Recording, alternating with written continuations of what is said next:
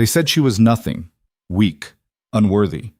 So when Alpha heir Kyle Thornridge rejected her in front of the entire pack during the sacred bonding ceremony, Naira Vale became a ghost, invisible, powerless, forgotten. But what they didn't know was that breaking her would be their biggest mistake, because the girl they threw away wasn't weak at all. She was the one thing holding their world together, and when she came back, she didn't come to beg. She came to burn it all down. Stay until the end to see how she makes them pay. Drop a like and comment where you're watching from. The bonding moon hung fat and silver over Thornridge territory, and Naira Vale couldn't breathe. Not because of nerves, though her hands were shaking so badly she had to clasp them behind her back, but because the entire pack had gathered in the ceremonial grounds, and the air itself felt thick with expectation, heavy with the weight of centuries of tradition. Wolves lined the ancient stone circle in their human forms, shoulder to shoulder, their eyes glinting in the flickering torchlight like predators waiting for blood. Children sat on their parents' shoulders, too young to understand what they were witnessing, but old enough to sense the electricity in the air.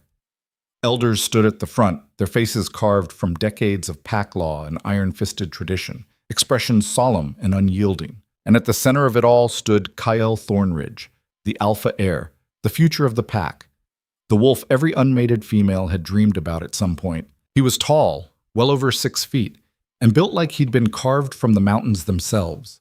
Broad shoulders, muscular arms, a jawline that could cut glass. His dark hair fell just past his collar, perpetually messy in that effortless way that made him look dangerous and untouchable at the same time. His eyes were the color of winter smoke, cold and piercing, the kind of eyes that saw through people. Right now, those eyes were looking at Naira like she was something he'd stepped in. She stood across from him in the ceremonial circle, her bare feet cold against the ancient stone. The night air bit at her skin through the thin fabric of the bonding dress. A simple white garment, unadorned and traditional. It was supposed to symbolize purity, a blank slate for the new bond about to be forged. But under Kyle's stare, under the weight of 1,000 watching eyes, it felt more like a funeral shroud. Naira tried to steady her breathing, tried to find some shred of the confidence she'd felt this morning when Sarah had helped her get ready, when her friend had braided flowers into her dark hair and told her she looked beautiful. That confidence was gone now. All she felt was the crawling certainty that something was about to go terribly, horribly wrong. The elder stepped between them, his weathered face grave. Marcus Ironwood had been performing bonding ceremonies for 40 years. He'd seen hundreds of matings, from the most powerful alpha pairs to the quietest omega unions. His voice, when he spoke, carried the authority of every single one of those years. Under the light of the bonding moon, he began, his words rolling across the silent crowd like thunder. We gather to witness the union of fated mates, a bond chosen not by us, but by the moon herself, a bond that cannot be broken by mortal hands. Naira's heart hammered against her ribs. Kyle Thornridge, alpha heir of the Thornridge pack, son of Gareth and Lyanna, born under the winter moon. The elder's voice was steady, practiced. And Naira Vale, daughter of the southern border, born under the summer moon. A ripple of murmurs spread through the crowd at that. Daughter of the southern border, not daughter of the Thornridge bloodline, not daughter of a ranked family, not someone with power or influence or wealth. Just a girl whose parents had died defending a forgotten stretch of territory that no one but the crows in the wind cared about anymore. Naira felt the weight of those murmurs like stones piling on her chest. She'd known this would happen. Known that her low status would be noted, whispered about, judged, but knowing and experiencing were two very different things. She kept her eyes on Kyle, searching for some sign, any sign, that he felt the bond the way she did. That pull in her chest that had appeared 3 months ago, sudden and undeniable, like a rope tied around her heart that led straight to him. She'd felt it the moment their eyes had met across the training grounds, had felt her wolf rise up inside her, certain and joyful, recognizing its other half. Mate. The word had echoed through every cell in her body. She'd thought, hoped, that he'd felt it too. But looking at him now, at the hard set of his jaw and the ice in his eyes, she wasn't so sure anymore. The elder turned to Kyle, raising his hands in the traditional gesture. Kyle Thornridge, do you accept this bond, given to you by the moon herself? Do you vow to honor, protect, and cherish this mate for all the days of your life?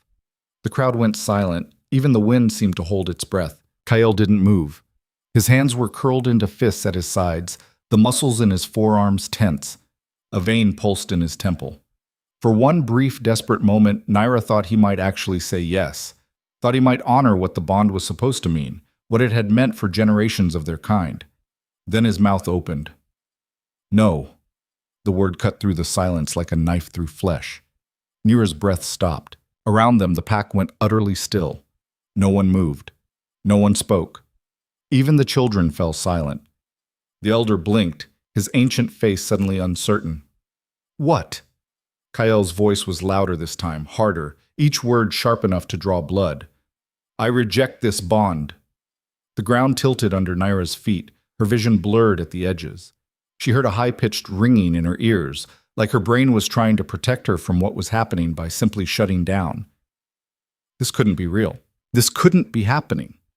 The elder stared at Kyle, his shock visible even through his carefully maintained composure. Kyle, you cannot... This is a fated bond. The moon does not make mistakes. To reject, then the moon was wrong. Kyle's eyes finally met Naira's, and there was nothing in them. No regret, no hesitation, no warmth, just cold, flat certainty, like he was stating a fact as simple as the sky being blue. I will not bind myself to weakness. The pack erupted. Voices overlapped in a cacophony of shock, anger, confusion, and worst of all, amusement. Someone laughed. Nira heard it clearly, a sharp bark of cruel laughter cutting through the noise. She didn't know who it was. She couldn't see faces anymore. Everything had gone blurry. She stood there, frozen, her feet rooted to the ceremonial stone, as Kyle turned his back on her. Turned his back. Walked away. The elder called after him, his voice cracking with urgency. Kyle, this is sacred law. You cannot simply... But Kyle didn't stop. Didn't hesitate. Didn't even look back. He walked out of the circle, through the parting crowd, wolves scrambling to get out of his way, and disappeared into the darkness beyond the torchlight. Nira's legs gave out. She didn't fall. Someone caught her. One of the pack women, older, with kind eyes and a face tight with pity. Nira didn't know her name. Didn't care. Come on, girl, the woman murmured, her voice gentle but firm. Let's get you out of here. But there was no getting out. The pack surrounded them on all sides, pressing in, their faces a blur of curiosity and scorn and that awful, suffocating pity. Naira heard the whispers start immediately, spreading through the crowd like poison. Did you see her face? I knew he wouldn't go through with it. I told you. She's got nothing. No rank, no family, no strength. What did she expect? Poor thing, she actually thought she had a chance. Embarrassing. Absolutely embarrassing. Can you imagine? Rejected in front of everyone? Nira pulled away from the kind-faced woman and stumbled forward on her own. Her legs felt like they belonged to someone else. Her vision swam. She didn't know if it was tears or rage or something worse, something breaking inside her that couldn't be named. She just knew she had to get away, had to get out before she shattered completely. The crowd parted for her, not out of respect, but out of that same sick curiosity that made people slow down to stare at accidents. She felt their eyes on her like brands, burning into her skin, marking her as the girl who wasn't good enough.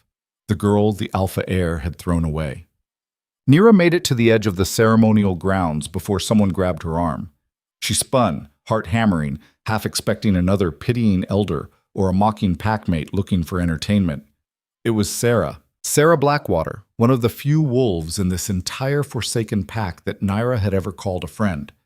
She was small, barely 5'3", but fierce, with dark brown skin, sharp, intelligent eyes, and hair braided tight against her scalp in intricate patterns. Right now, those sharp eyes blazed with fury. Don't, Sarah said, her voice low and intense. Nira blinked, her brain struggling to catch up. Don't what? Don't run. Don't hide. Don't give them the satisfaction of seeing you break. It's too late for that. Nira's voice cracked on the last word. She hated how weak it sounded, how small and broken. Sarah's grip on her arm tightened, almost painful. No, it's not. You're still standing. That's what matters. He rejected me, Sarah. The words tasted like ash in her mouth. In front of everyone, in front of the entire pack, She couldn't finish. The words stuck in her throat like broken glass. You're what? Nothing? Sarah's eyes flashed with something dangerous. You think Cale Thornridge gets to decide your worth? You think this pack does? They already have. Then screw them. Screw all of them. Nira stared at her, shocked despite everything. Wolves didn't talk like that about the pack. It was practically blasphemy. Sarah stepped closer, lowering her voice so only Nira could hear. Listen to me. I've known you since we were kids, since we were barely old enough to shift. I've seen you survive things that would have broken anyone else. Your parents died when you were 12, and you didn't fall apart. You didn't curl up and die. You learned to fight, to hunt, to hold your ground. You didn't need a rank or a title to prove you belonged here. You earned your place with blood and sweat and everything you had. And now I've lost it all. No. Sarah's voice was hard as iron. Now you know what this pack really is, and you can decide what you're going to do about it. Before Nira could respond, before she could even begin to process what Sarah was saying, a voice called out from behind them. Sweet as honey and twice as poisonous. Well, well, look who's still here. Nira's stomach dropped. She turned slowly. Mara Frost stood a few feet away, flanked by two other ranked females like a queen with her attendants. She was beautiful in the way wolves admired, tall and willowy, with pale skin that seemed to glow in the moonlight, ice-blonde hair that fell in perfect waves past her shoulders, and a smile that never quite reached her cold blue eyes. She was also the beta's daughter, which meant she'd spent her entire life looking down on everyone else from the safety of her father's rank. And she'd been circling Kyle like a shark for years, waiting for her chance. Mara sauntered closer, her movements deliberate and predatory. The two females with her, Nira recognized them as Lissa and Kendra, both from ranked families, followed like shadows. I thought you'd have run off by now, Mara said, her tone light and conversational, as if they were discussing the weather. You know, to lick your wounds in private somewhere? Isn't that what rejected mates do? Crawl away and pretend to die quietly? Nira said nothing. She didn't trust her voice. Mara tilted her head, studying Nira like she was an interesting insect. Or maybe you're still hoping he'll change his mind. That's adorable. Really. But let me save you the trouble, sweetheart. He won't. Back off, Mara, Sarah warned, stepping between them. Mara's eyes flicked to Sarah dismissively. Oh, Sarah, always playing the loyal friend. It's cute. But this doesn't concern you. Everything that concerns her concerns me. How touching. Mara's smile widened, showing teeth. But I'm afraid I'm not done talking to dear Nira yet. She stepped around Sarah, her gaze locked on Nira. Do you know why he rejected you? It wasn't personal, I promise. It's just, well, look at you. Lissa snickered behind her hand. Mara continued, her voice dripping with false sympathy. No family, no rank, no power. You're not exactly alpha mate material, are you? I mean, could you imagine you standing beside Kyle as he leads this pack? You'd be an embarrassment, a liability. Everyone knows it. That's enough, Sarah snapped. Is it? Mara's smile turned sharp. Because I'm just getting started.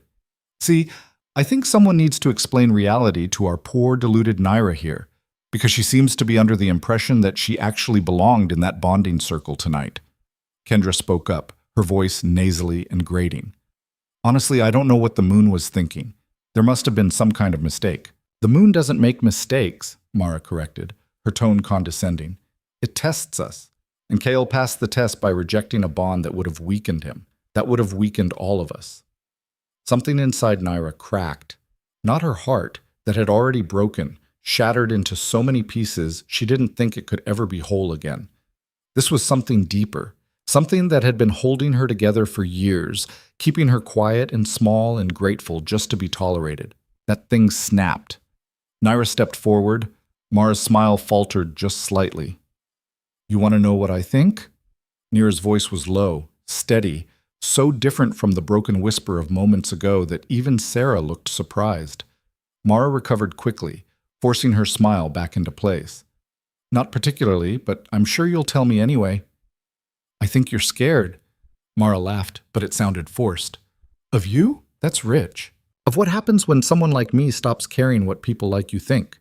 The smile vanished completely. Nira took another step forward, and this time Mara actually stepped back. You've spent your whole life riding on your father's rank. You've never had to prove yourself, never had to fight for anything. Never had to wonder if you were good enough because Daddy's position guaranteed you'd always have a place at the table. So yeah, I get it. You need to tear me down to feel strong. You need me to stay broken so you can feel whole. You little... Mara started, her face flushing red. But here's the thing, Mara. Naira's voice dropped even lower, and there was something in it now, something cold and sharp that she didn't quite recognize. I don't need Kael's approval. I don't need this pack's approval. And I sure as hell don't need yours. For a moment, no one moved. The air between them crackled with tension. Then Mara's face twisted into something ugly. You're nothing, she hissed. You've always been nothing, and you'll die nothing. Kael saw that. We all see it. And no amount of brave little speeches is going to change reality. Walk away, Nira said quietly, before you embarrass yourself more than you already have. Mara opened her mouth, probably to deliver some devastating comeback, but Lisa tugged on her arm, whispering urgently. Mara glanced around and seemed to realize that a small crowd had gathered, pack members watching the confrontation with interest. She couldn't afford to lose face by getting into an actual fight with an Omega-to-be. So instead, she turned on her heel with as much dignity as she could muster and stalked off, her little entourage scrambling to follow. Sarah let out a long breath. Holy shit! Nira's hands were shaking. Now that the adrenaline was fading, she felt hollow, empty. You okay? Sarah asked, though her tone suggested she already knew the answer. No? Good. You shouldn't be. Sarah's voice softened just a fraction. But you're still here. And that's something. Nira looked at her friend, this fierce, loyal wolf who'd stood by her when everyone else had turned away. What do I do now? Sarah hesitated, and in that hesitation, Nira saw the truth. Sarah didn't know. No one knew, because what had happened tonight was unprecedented. Rejections happened, sure, but not like this. Not at a bonding ceremony, not in front of the entire pack, not when the bond was clearly faded. Finally, Sarah said, You survive. That's all any of us can do. You put one foot in front of the other, and you survive. It wasn't the answer Nira wanted, but it was the only answer there was. Mot. The summons came the next morning. Naira had spent the night in her small cabin near the training grounds, one of the perks of being an unmated adult wolf in the pack. She'd be losing it soon, she knew. Rejected mates didn't get to keep their housing. She hadn't slept.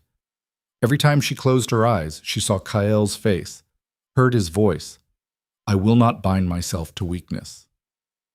The knock on her door came just after dawn, sharp, official. Naira opened it to find Marcus Ironwood, the same elder who'd presided over last night's disaster. The Alpha requests your presence, he said formally. His eyes were kind but distant, the warmth from last night's pity already gone. She was no longer a bride-to-be, she was just another problem to be dealt with. When? Nira asked. Now. She grabbed her jacket and followed him through the compound. It was early enough that most of the pack was still asleep, but she felt eyes on her anyway, watching from windows, whispering behind doors. The Alpha's hall loomed ahead, a massive stone structure at the heart of pack territory. It had been built generations ago, reinforced over the years with blood and tradition. Claw marks scarred the walls from centuries of challenges. The air inside always smelled like smoke and old leather and dominance. Marcus led her through the heavy wooden doors and into the main chamber. Alpha Gareth Thornridge sat at the head of a long oak table, his presence filling the room even though he wasn't a particularly large man. What he lacked in size, he made up for in sheer force of will.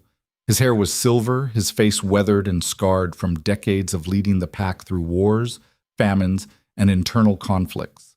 He had Kael's eyes, cold, calculating, always 3 steps ahead. And speaking of Kael, he stood beside his father, arms crossed, expression completely blank. Looking at him hurt in a way Naira hadn't expected.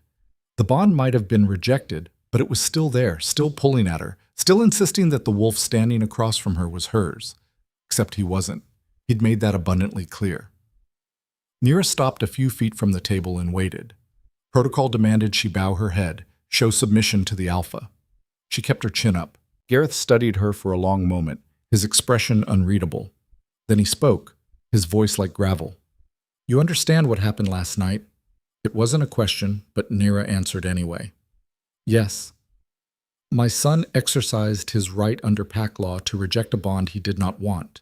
The law allows it, though it is uncommon. Uncommon. What a delicate way to put it. I know, Nira said quietly. Gareth leaned back in his chair, his fingers steepled. Then you also know that a rejected mate holds no rank in this pack. You are no longer bound to the Thornridge line. You have no claim to protection, no claim to resources, no claim to a place in the hierarchy. Nira's chest tightened, but she kept her voice steady.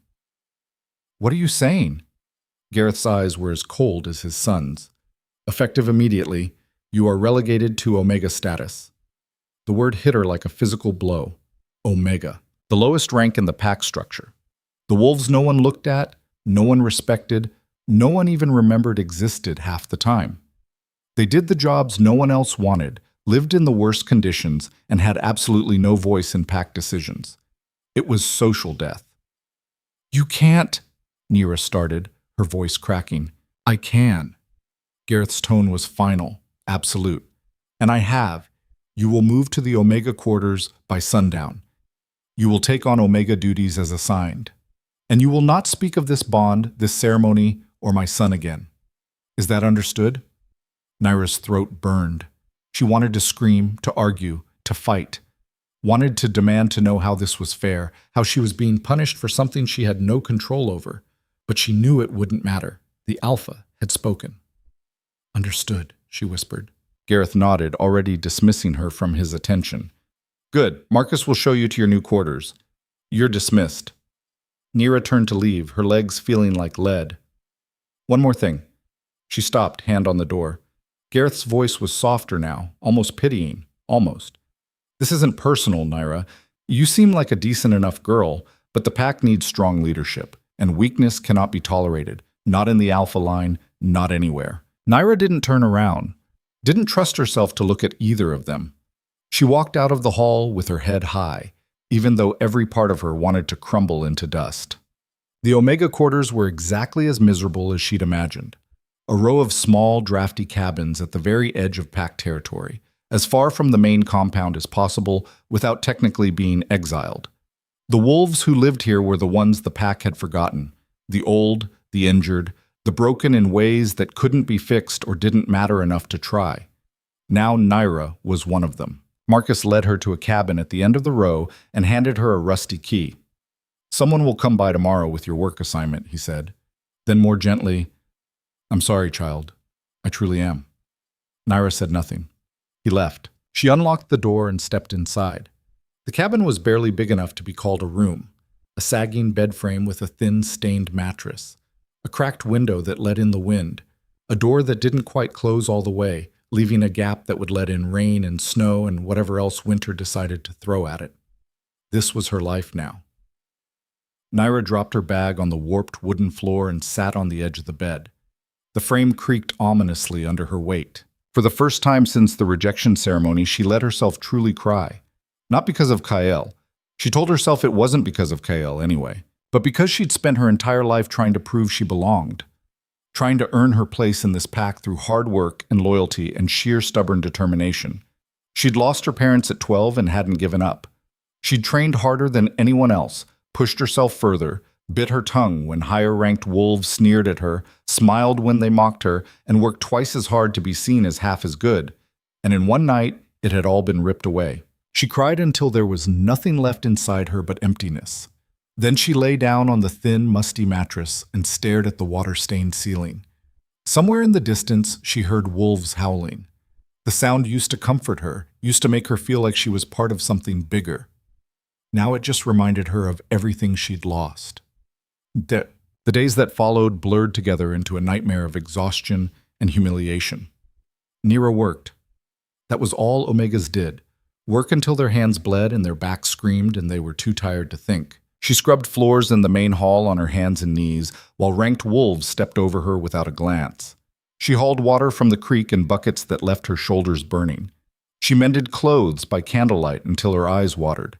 She prepared meals in the pack kitchen, starting hours before dawn to have breakfast ready for wolves who never bothered to thank her. She kept her head down, didn't speak unless spoken to. tried to become invisible, just another ghost in the machinery of pack life. But the pack wouldn't let her fade away. Everywhere she went, she felt their eyes, heard their whispers. That's her. The one Kyle rejected. Can you believe she's still here? I'd have left the territory by now. How embarrassing. Some pitied her, which was almost worse than the mockery. They looked at her with sad eyes and spoke to her in gentle voices, like she was something broken that might shatter if handled too roughly. Most mocked her. Subtle digs, knowing smirks, conversations that stopped when she entered a room and started again the moment she left. A few ignored her entirely, which should have been a relief but somehow felt like the cruelest cut of all. Like she'd become so insignificant that she wasn't even worth acknowledging. And then there was Kyle. She saw him sometimes from a distance. He moved through the pack like he always had, confident, untouchable, surrounded by ranked wolves who hung on his every word. He trained with the warriors, laughed with his friends, attended council meetings with his father. He never looked at her, not once, not even by accident. It was like she didn't exist, like she'd never existed. And somehow, that hurt worse than the rejection itself. 3 weeks and 2 days after the rejection ceremony, Naira was hauling firewood to the main hall when she felt it. A pull, deep in her chest, like something waking up after a long sleep. She stopped mid-step, the bundle of wood slipping from her hands and clattering to the ground. The pull grew stronger. It wasn't painful, not exactly, but it was impossible to ignore. Like her body was remembering something it had forgotten, or discovering something that had always been there but hidden. She looked down at her hands. They were glowing, faint, barely visible in the afternoon sunlight, but unmistakable. A soft golden light that pulsed in time with her heartbeat, emanating from her palms and spreading up her forearms. Nira's breath caught in her throat. She'd heard stories about wolves with gifts, rare abilities that went beyond the standard enhanced strength, speed, and healing that all shifters possessed. Some could heal others with a touch. Some could see glimpses of the future. Some could control elements, command animals, sense emotions. But those wolves were legends, old stories told around fires to entertain children. They didn't exist anymore, hadn't existed for generations. Or so everyone thought. The glow faded as quickly as it had appeared, leaving her hands looking perfectly normal. Naira glanced around quickly, heart hammering. Had anyone seen? But the path was empty, the woods quiet. She grabbed the fallen firewood with shaking hands and hurried toward the hall, her mind racing. What was that? What was happening to her? And why now, of all times? That night, Naira couldn't sleep. She lay on her lumpy mattress, staring at the ceiling, watching shadows from the moonlight shift across the cracked plaster. Every time she closed her eyes, she saw that golden glow, felt that pull. Something inside her had changed, was still changing. She didn't know what it meant, but deep in her bones she knew it was important. Finally, exhausted but unable to rest, she got up and stepped outside her cabin. The night air was cool and sharp, carrying the scent of pine and earth. The bonding moon had waned to a sliver, barely visible through the trees. Naira walked toward the edge of the Omega quarters, to where the territory border began. Beyond lay the wilderness, miles and miles of untamed forest, mountains, rivers, dangerous, forbidden, free. She stood there for a long time, looking into the darkness. And for the first time since the rejection, she felt something other than pain and humiliation. She felt possibility. The pack had taken everything from her, her status, her dignity, her future. But they couldn't take what they didn't know she had. Whatever this power was that was waking inside her, it was hers, only hers. And maybe, just maybe, it was exactly what she needed to survive what came next. Naira turned back toward her cabin, a seed of determination taking root in her chest. She didn't know what she was yet, but she was going to find out, and when she did, this pack was going to regret ever looking down on her. The glow came back 3 nights later. Naira was alone in her cabin, mending a torn shirt by candlelight, one of the endless tasks assigned to Omegas, when her fingers began to tingle. She looked down and watched as that same golden light spread across her palms, brighter this time, pulsing with a rhythm that felt almost alive. She dropped the shirt and stared at her hands, heart racing. This time, the light didn't fade quickly. It grew stronger, crawling up her wrists like living vines, warm but not burning. The air around her seemed to hum with energy, vibrating at a frequency she could feel in her bones. "What are you?" she whispered to herself, to the power, to whatever was waking inside her. The light flickered in response, as if acknowledging her question, then died. Naira sat in the darkness, breathing hard. Her heart wouldn't slow down. Something fundamental had shifted in her body, in her very essence, and she had no idea what it meant or how to control it. She needed answers, and there was only one person she could think of who might have them. Chad. Sarah found her the next morning at the creek, where Naira was hauling water for the kitchens. Her friend approached quietly, glancing around to make sure they were alone before speaking. "You look like hell," Sarah said bluntly. "Thanks. That's exactly what I needed to hear." "I'm serious. You're not sleeping, are you?" Naira hefted another bucket, the muscles in her arms screaming in protest. She'd hauled 16 buckets already this morning, and the head cook had demanded 20. Hard to sleep when your mattress feels like it's stuffed with rocks and regret. Sarah didn't laugh at the weak joke. "That's not what I meant." Naira set the bucket down heavily and finally looked at her friend. Sarah's sharp eyes were studying her with an intensity that made Naira uncomfortable, like she was being examined under a microscope. "What?" Naira asked, more defensively than she'd intended. "Something's different about you." Naira's stomach dropped. She forced herself to keep her expression neutral. "I don't know what you're talking about." "Don't bullshit me. I've known you too long." Sarah stepped closer, lowering her voice to barely above a whisper. "You're not just surviving anymore. I don't know, you feel different, stronger, maybe. Like there's something under your skin that wasn't there before." For a moment, Naira considered telling her everything. About the glow, the pull, the strange dreams that had started, visions of forests that didn't exist, and voices that whispered truths she couldn't quite grasp. Sarah was her only real friend in this forsaken pack. If anyone would understand, it would be her. But fear held her tongue. If the pack found out she had some kind of power, especially now, when she was already at the bottom of the hierarchy, they wouldn't celebrate it. They'd see it as a threat. And threats got eliminated, one way or another. "I'm the same as I've always been," Naira said quietly, picking up the bucket again. "Just trying to get through each day without breaking." Sarah studied her for another long moment, her expression unreadable. Then she sighed, clearly not believing a word but choosing not to push. "Fine. Keep your secrets. But if you need help with anything, I know where to find you." Sarah nodded and walked away, but not before glancing back once with worry etched across her face. Naira picked up her buckets and headed back toward the main compound, her mind churning with thoughts she couldn't silence. She needed information, needed to understand what was happening to her before it spiraled completely out of control, and she knew exactly where to start looking. Chat.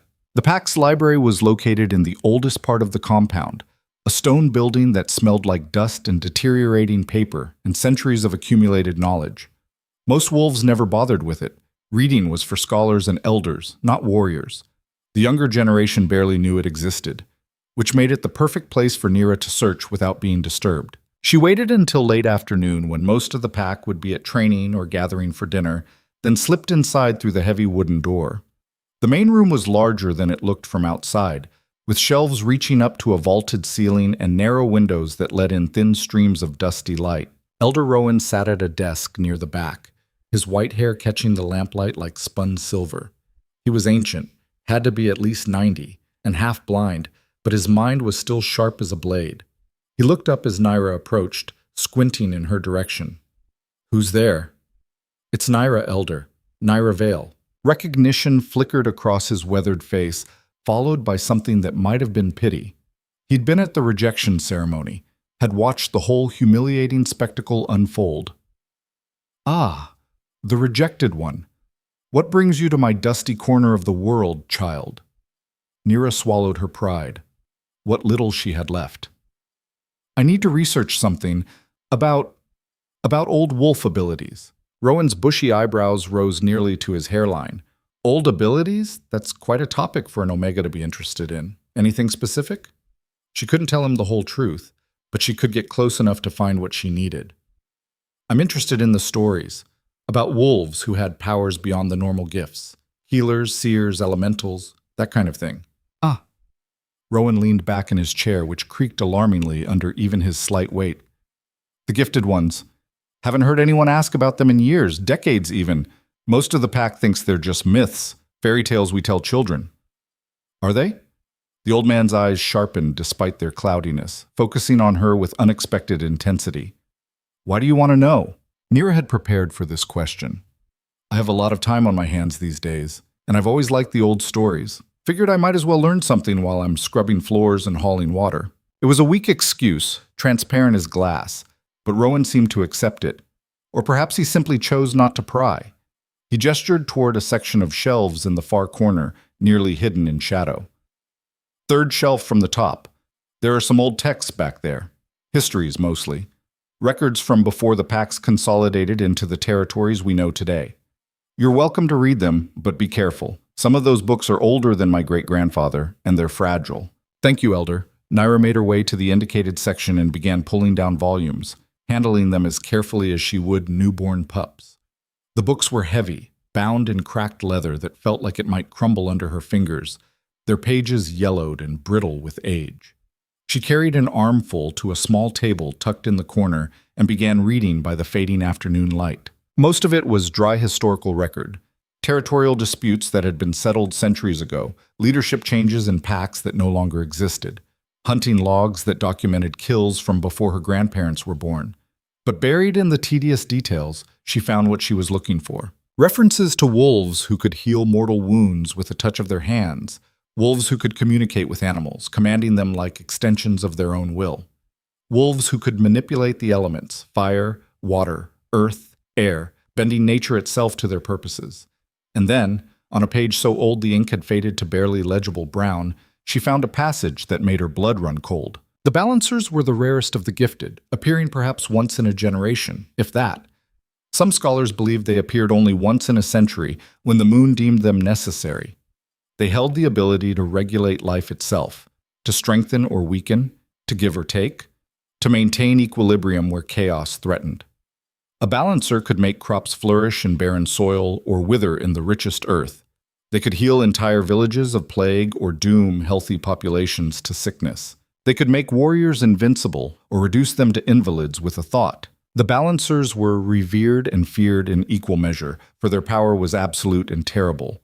But the balancers came with a cost, as all great power does. Their gifts were tied to bonds, familial, pack, or mate. The stronger the bond, the stronger the power. But break the bond, sever it against nature's will, and the power that had slept dormant would awaken, uncontrolled and devastating. Sever a balancer from their connections, and what had been a gift became a curse. Not just for the balancer, but for all those who had relied upon them. Nira read the passage 3 times, her hand shaking so badly the page rustled. Break the bond, and the power awakened. Kael's rejection hadn't destroyed her. It had unleashed something that had been sleeping inside her all along, waiting for the right trigger to wake it up. She was a balancer.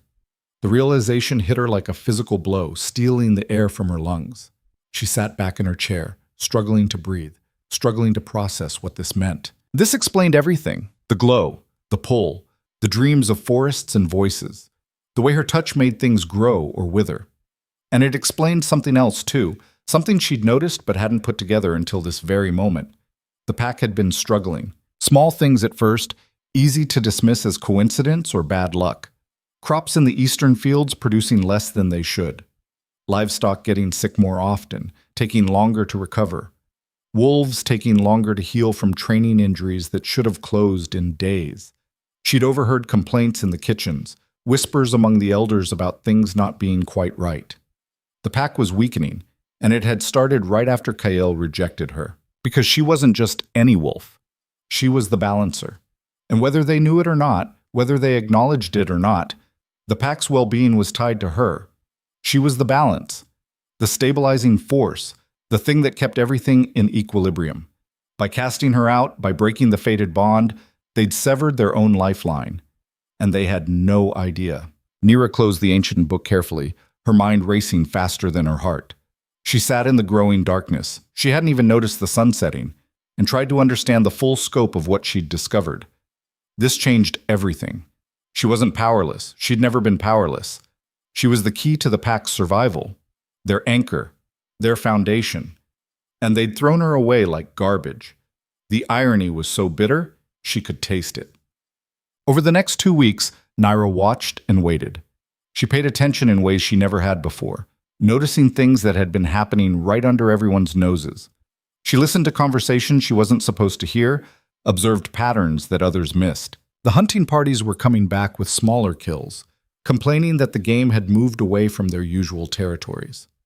Warriors were getting injured in training accidents that shouldn't have happened, broken bones from falls that should have been simple, sprains that turned into tears. 2 pregnant wolves lost their babies in the same week, their bodies rejecting the pups for no medical reason anyone could determine. The well in the southern quarter ran dry for the first time in living memory, forcing wolves to haul water from the creek. Small disasters, mounting slowly. And through it all, the pack leadership remained oblivious to the pattern. Or maybe they weren't oblivious. Maybe they just didn't want to see it, didn't want to connect the dots that would lead to an uncomfortable truth. Nira kept her head down and continued her Omega duties without complaint, the perfect picture of a broken wolf who'd accepted her fate. But at night, when the compound slept, she practiced. She went deep into the woods beyond the Omega quarters, where no one patrolled and no one would see, and she learned to call forth the glow at will. It was easier each time, like a muscle she was training. The golden light responded to her intention, spreading from her hands up her arms, coating her skin like liquid sunshine. It felt warm and alive, humming with potential. When she touched plants with the light active, they responded. Wildflowers bloomed out of season. Saplings grew inches in minutes. Grass withered to brown husks or turned vibrant green depending on what she willed. She could give life or take it away. The realization was terrifying and exhilarating in equal measure, a rush of power unlike anything she'd ever experienced. But she was careful, cautious. She practiced on small things, wildflowers, saplings, insects, small animals. She didn't dare try anything larger, not until she understood the full scope of what she could do and how to control it precisely. Because the book had been clear about one thing. Balancers were dangerous. Their power could save or destroy, and the line between the two was razor thin. One mistake, one loss of control, and she could kill everything around her. Or worse, she could bind herself to the pack so completely that she'd never be free again. It was Sarah who brought her the news that changed everything. Naira was scrubbing floors in the main hall, again, always again, when her friend appeared, her face tight with barely concealed worry. "We need to talk," Sarah said quietly, urgently. "Now." Nira glanced around. The hall was mostly empty, just a few wolves eating a late lunch at the far end, too absorbed in their own conversations to pay attention to 2 low-ranked females. "What's wrong?" "Not here." Sarah grabbed her arm and pulled her up. Not waiting for agreement, she led Naira out of the hall and toward the training grounds, walking fast enough that Naira had to hurry to keep up. They didn't stop until they were behind the equipment shed, hidden from view by stacks of practice dummies and weapon racks. "Sarah, what?" "Kale's getting worse." Nira froze, her heart doing something complicated in her chest. "What do you mean, worse?" "He's sick. Started about a week ago, but they've been trying to keep it quiet." Sarah's eyes were dark with genuine concern. "Fever, weakness, can't keep food down. The healers don't know what's wrong with him. They've tried everything. Herbs, poultices, bone setting, bloodletting. Nothing works. He's just getting weaker." Nira's throat went dry. "How bad?" "Bad. He can barely stand now. Hasn't been to training in 5 days." Sarah lowered her voice even further. "And he's not the only one. 3 other ranked wolves have come down with the same thing in the last week. High fever, muscle weakness, wasting. They're calling it a flu, some kind of contagion, but it's not," Naira finished quietly, her mind already putting the pieces together. "How did you know?" Nira didn't answer. She couldn't, because the truth was too big, too dangerous to speak aloud even to Sarah. Kale was sick because he'd rejected the bond. Of course he was. The book had been clear. Balancers were tied to their connections, especially their fated mates. The bond worked both ways, a circle of energy that flowed between them. She was the balancer, the source, but he was her anchor, her connection point to the pack. Whether he accepted it or not, whether he wanted it or not, he was bound to her on a level that went deeper than choice. By severing that connection, by rejecting her so completely and publicly, he'd cut himself off from the very thing that could sustain him. The pack was weakening because she'd been cast out. But Kyle, as her fated mate, would bear the brunt of it. He was dying, and he didn't even know why. Nira? Sarah's voice was sharp, demanding. You're doing it again. That look. Like you know something the rest of us don't. Nira met her friend's eyes and made a decision. A dangerous one, but necessary. What if I told you the pack's problems aren't coincidence? Sarah's brow furrowed. What are you talking about? What if I told you that everything that's been going wrong, the failed crops, the sick livestock, the injured wolves, Kale's illness, what if it's all connected, all part of the same thing? Connected how? Sarah looked genuinely confused now, trying to follow Nira's logic. Nira took a breath. This was dangerous.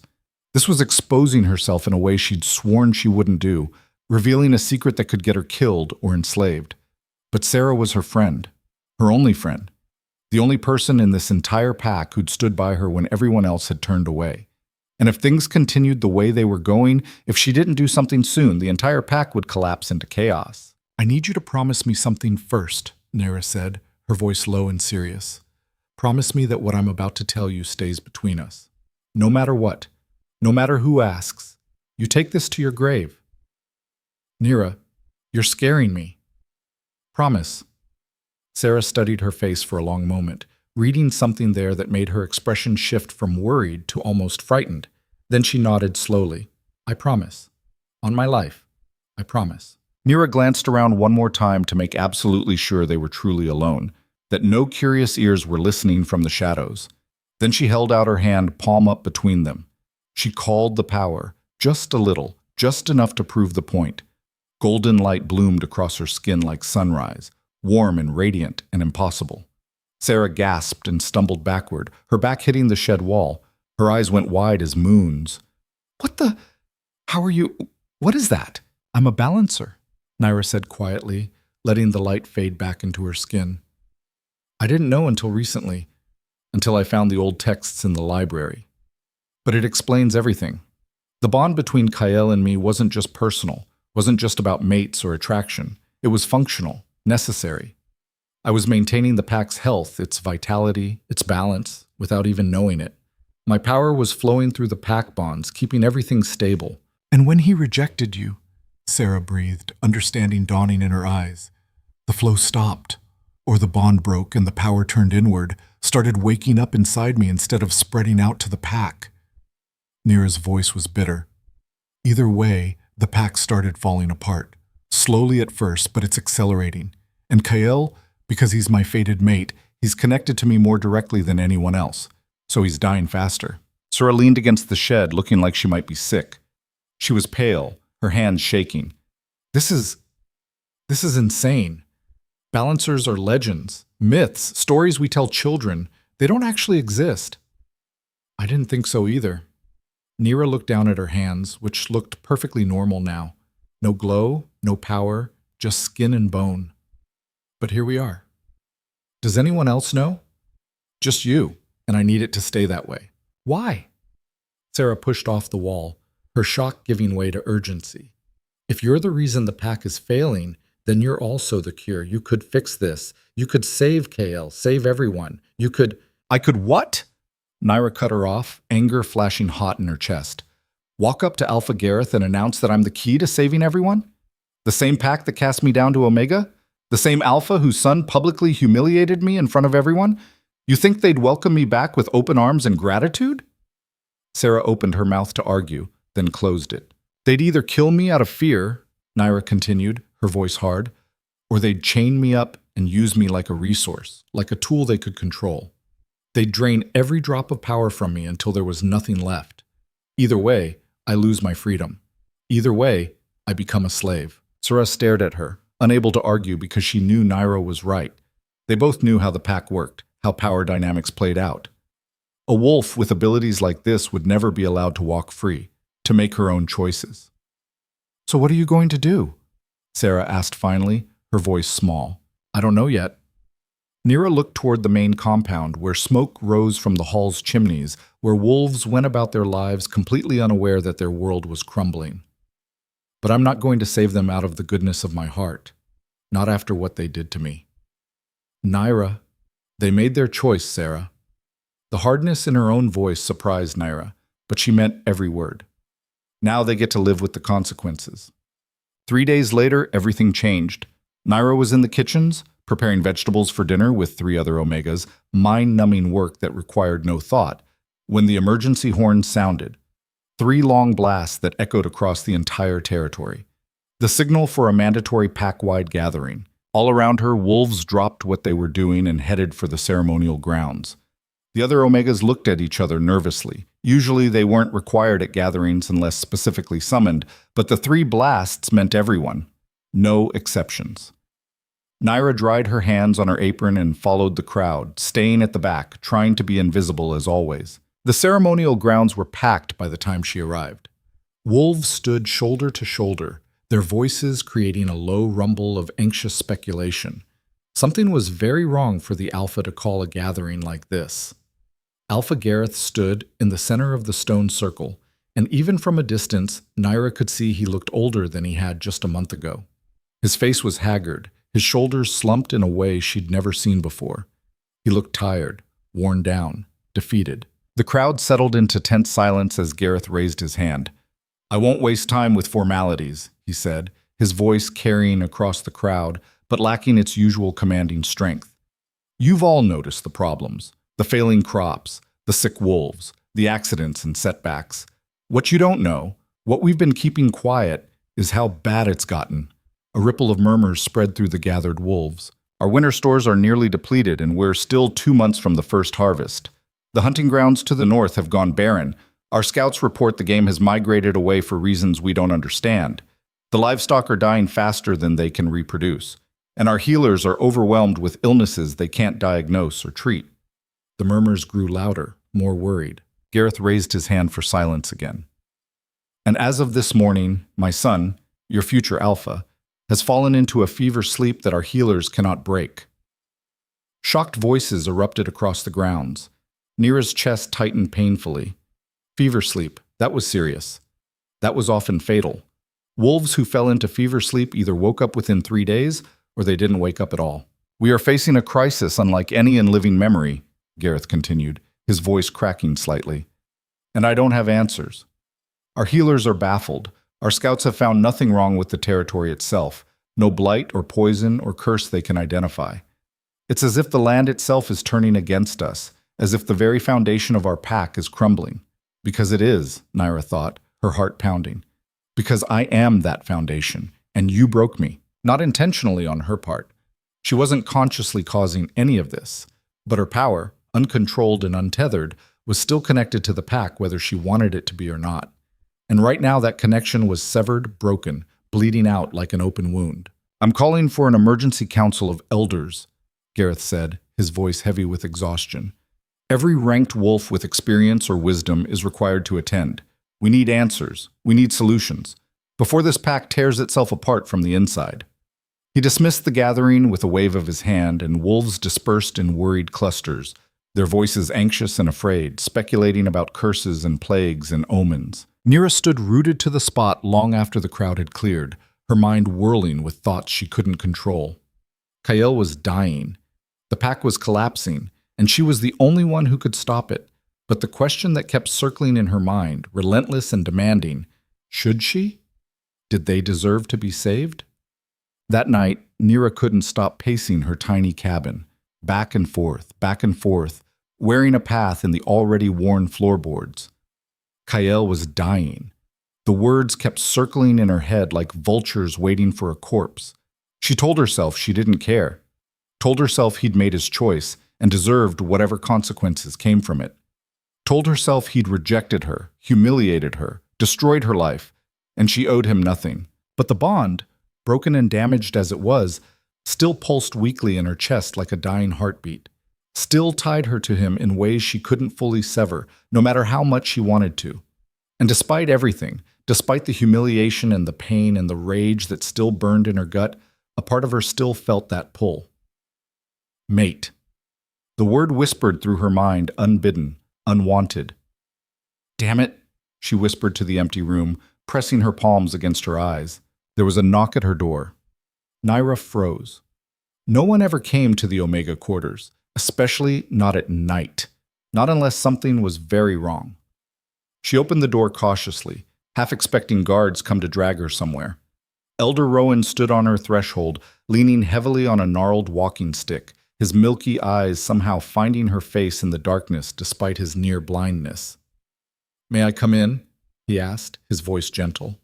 Naira stepped aside wordlessly, too surprised to refuse. The old man shuffled inside slowly and lowered himself carefully onto the edge of her bed, which creaked alarmingly under even his slight weight. He took a moment to catch his breath, then looked at her with those clouded eyes that somehow still saw too much. "I know what you are," he said without preamble. Naira's heart stopped. Her mouth went dry. Don't insult my intelligence, child." Rowan's voice was gentle but firm, with an edge of steel beneath the kindness. "I may be old and half-blind, but I'm not stupid. I've been the keeper of this library for 60 years. I know every book, every text, every scrap of knowledge in that building, and I know who reads what." Naira sank into the cabin's only chair, her legs suddenly unable to support her weight. "Are you going to tell the Alpha?" "No." She looked up sharply, shocked. Rowan smiled faintly, his weathered face creasing into 1,000 wrinkles. "I'm going to tell you a story instead, about a wolf I knew a long time ago, back when I was young and the world seemed simpler. Her name was Alara, and she was a balancer, just like you."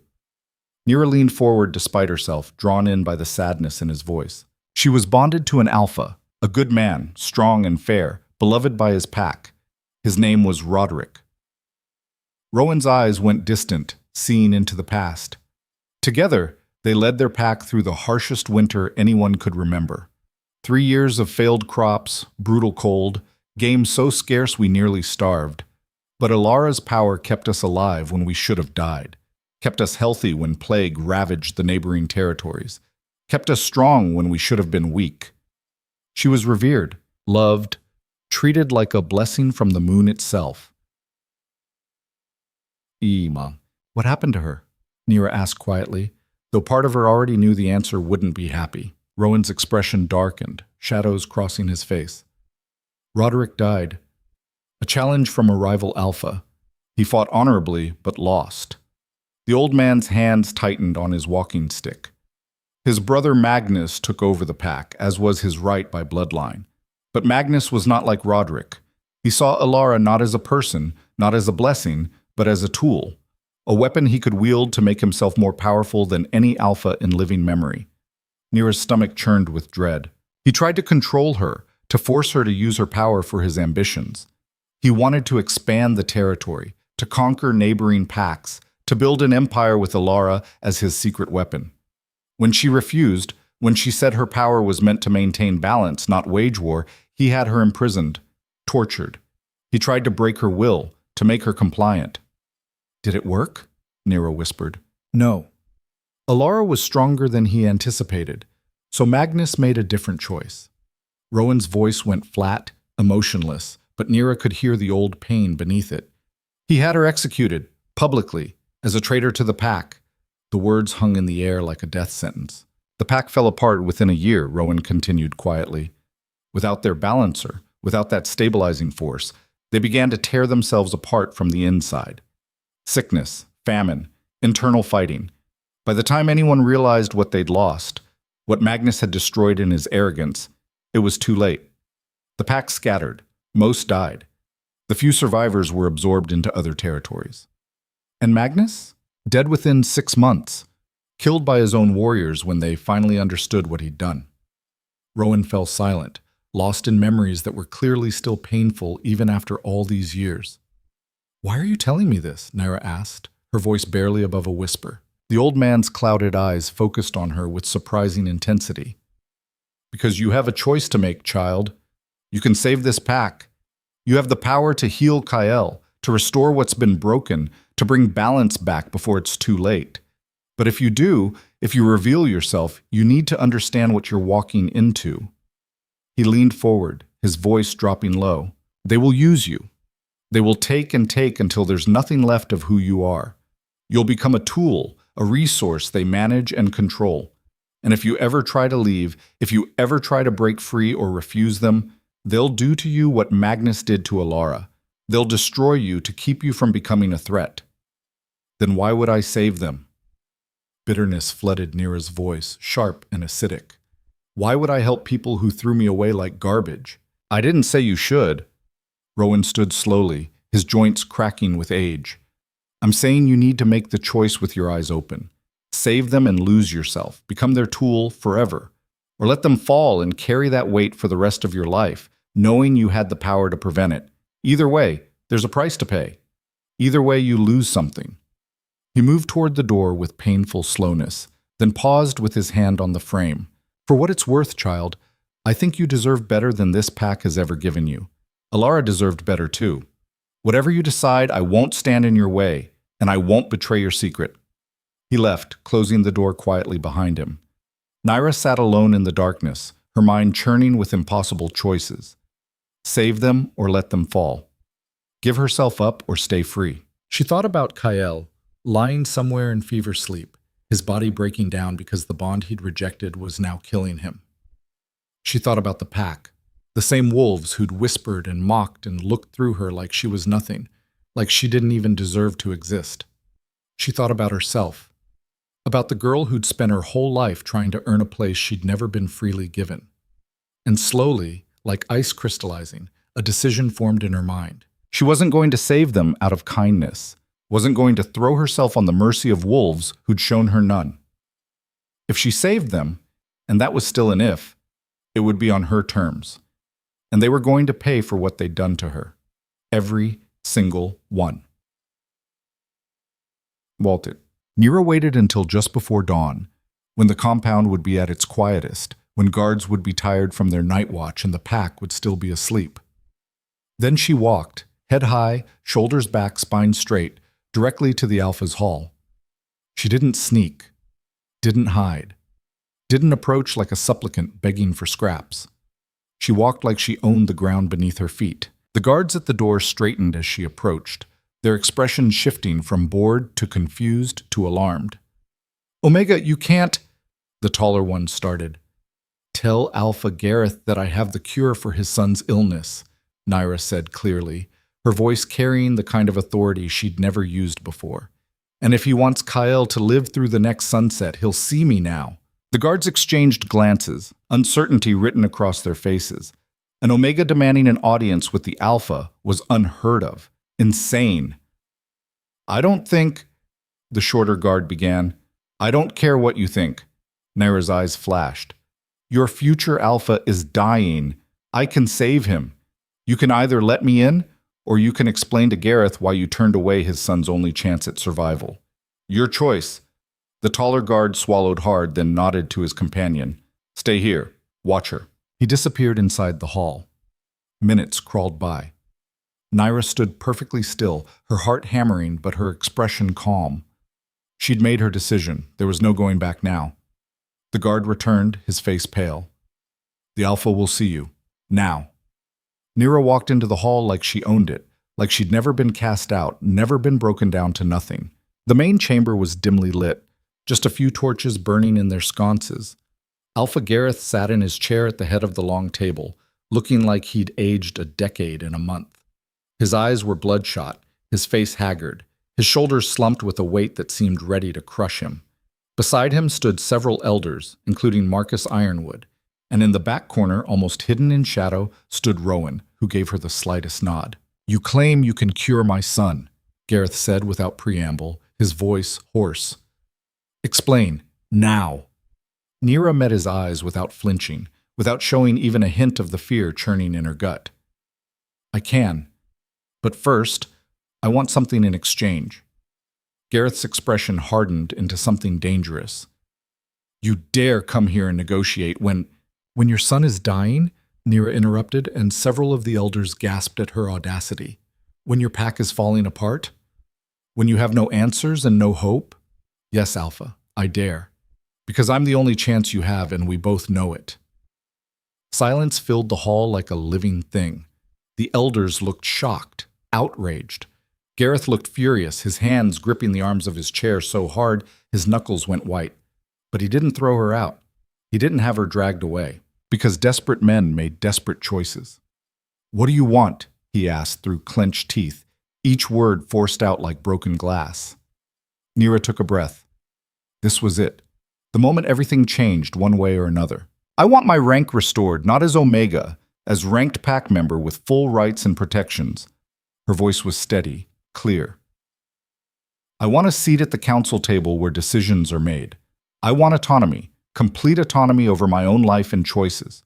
No one commands me, no one controls me. And I want a formal apology from Kyle in front of the entire pack for the rejection." The demands hung in the air like thrown weapons. "Impossible," Marcus Ironwood sputtered, his face flushing red. "You're an Omega. You have no right to demand—" "I have every right," Nira cut him off, her voice sharp as a blade. "I have the power to save this pack or stand back and watch it burn to ashes. You want to talk about rights? Let's talk about how you stripped mine away because your precious alpha heir was too proud to accept his fated mate." Gareth stood slowly, and the movement silenced everyone. He was still the alpha, still the one with ultimate authority, and his presence demanded respect even in his weakened state. "You're playing a very dangerous game, girl," he said quietly, but there was steel beneath the exhaustion. "No." Nira stepped forward, closing the distance between them, refusing to be intimidated. "You've been playing a dangerous game since the moment you let your son reject a fated bond. And you lost. The pack is paying the price for your arrogance and his pride. This is me offering you a chance to salvage what's left before it's too late." For a long moment, no one spoke. No one moved. Then Gareth said, his voice carefully controlled, "Prove it. Prove you can cure him. Show me you're not just a desperate Omega spinning lies. Then we'll discuss your demands." Nira smiled, and it wasn't a kind smile. It was the smile of someone who'd been broken and had learned to use the sharp edges. "Take me to Kyle," she said. And the Alpha, for the first time since she'd known him, had no choice but to obey. They led her through corridors she'd never been allowed to walk before. The Alpha's private wing was off limits to anyone below ranked status, protected by guards and tradition, and the simple understanding that some spaces belonged only to those with power. Nira had scrubbed floors in the public halls, had hauled water and cooked meals and cleaned chambers, but she'd never set foot in these hallways with their polished stone floors and tapestries that told the pack's history in thread and blood. Now she walked through them like she had every right to be there. Gareth led the way, his steps heavy and tired. Marcus Ironwood followed close behind, along with two other elders whose names Nira didn't know and didn't care to learn. Guards flanked them on all sides, hands on weapons, watching her like she might bolt or attack at any moment. Let them watch.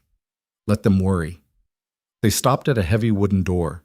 Even from outside, Nira could smell sickness, the sour, sweet smell of fever sweat and failing bodies. Gareth pushed the door open. The room beyond was large and well-appointed, with a massive bed dominating the center, windows that would let in morning light, and furniture that spoke of wealth and status. None of it mattered. None of it could hide what lay in that bed. Kyle looked like a corpse waiting to happen. His skin was gray, waxy, sheened with sweat despite the cool air. His dark hair was plastered to his skull. His chest rose and fell in shallow, labored breaths that rattled in his lungs. Even unconscious, his face was twisted in pain. Two healers sat beside the bed, an older woman named Thea and a younger male Nira didn't recognize. They looked exhausted, defeated, like they'd been fighting a battle they knew they couldn't win. Thea stood as they entered, her expression going from tired to confused when she saw Nira. "Alpha, what—" "Leave us," Gareth said. "But now!" The healers exchanged glances but obeyed, gathering their supplies and filing out. The younger one shot Nira a look that was equal parts curious and hostile. She ignored him. When the door closed, leaving only Gareth, Marcus, and the guards, the Alpha turned to Nira. "Well, prove it." Nira approached the bed slowly. She hadn't been this close to Kyle since the rejection ceremony. Hadn't seen his face, hadn't heard his voice, hadn't felt the pull of the broken bond this strongly in weeks. It hit her now, like a physical force. "Mate." Her wolf whined inside her, confused and hurt, and still reaching for him despite everything. Mate is dying. Naira shoved the feeling down ruthlessly. She couldn't afford sentiment, couldn't afford weakness. She looked at Kael's unconscious face and felt nothing but cold calculation. Leave, she said without turning around. Excuse me? Gareth's voice was sharp. I said leave, all of you. This requires concentration, and I can't do it with an audience breathing down my neck. Absolutely not, Marcus protested. We're not leaving you alone with... Then he dies. Nira turned to face them, her expression flat. Your choice. Trust me to do what needs to be done, or watch him slip away while you stand there questioning me. Gareth's jaw clenched. A vein pulsed in his temple. For a moment, Naira thought he might actually refuse, might drag her out and throw her back to the Omega quarters, or worse. Then he jerked his head at the guards. Outside, all of you. Alpha Marcus started. Outside. They filed out reluctantly, casting suspicious glances at Naira. The door closed with a heavy thud. She was alone with Kael. Nira stood there for a moment, just breathing, trying to steady herself. Then she pulled a chair close to the bed and sat down. This was the wolf who'd rejected her, who'd looked at her in front of the entire pack and declared her unworthy, who'd destroyed her life with 3 words. I reject you. She could let him die, could walk out of this room right now, tell Gareth she'd tried and failed, and watch as the future alpha slipped into death. The pack would fall apart completely, and she could walk away free. But looking at him now, at his gray skin and labored breathing and the pain etched into his unconscious features, she knew she couldn't do it. Not because she loved him, not because she forgave him, but because she wasn't him. She wasn't cruel enough to let someone die when she had the power to prevent it. Nira placed her hand over Kael's chest, feeling his heartbeat. Weak, irregular, struggling. She closed her eyes and called the power. It came instantly now, eager, flooding through her like liquid gold. The light spread from her palm across his chest, warm and alive and humming with energy she was only beginning to understand. The bond snapped into focus. Even broken, even rejected, it was still there.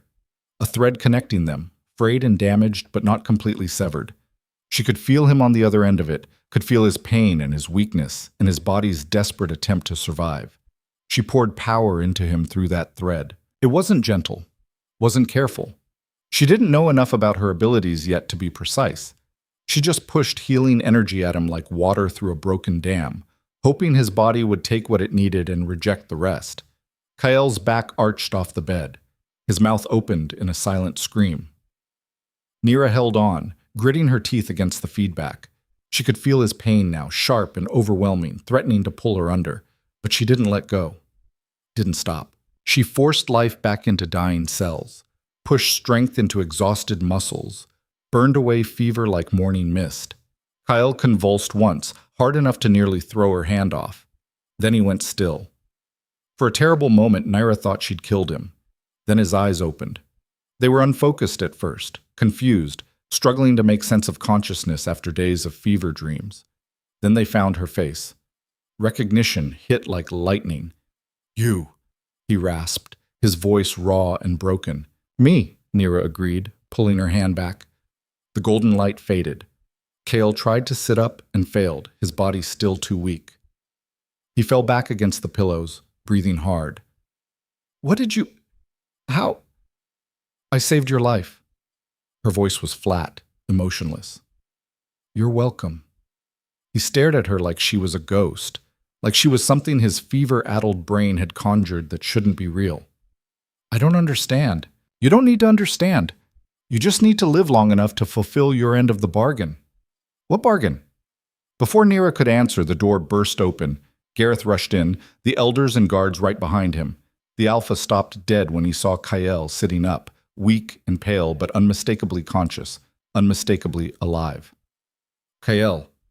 The word came out choked. Son. Kael's eyes moved from Naira to his father, still confused.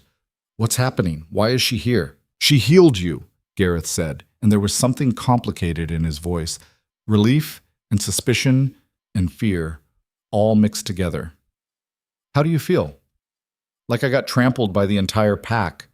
Kael's hand went to his chest, where Naira's power had entered him. His fingers found his shirt, pulled it aside. The skin there glowed faintly with residual golden light. "What is this?"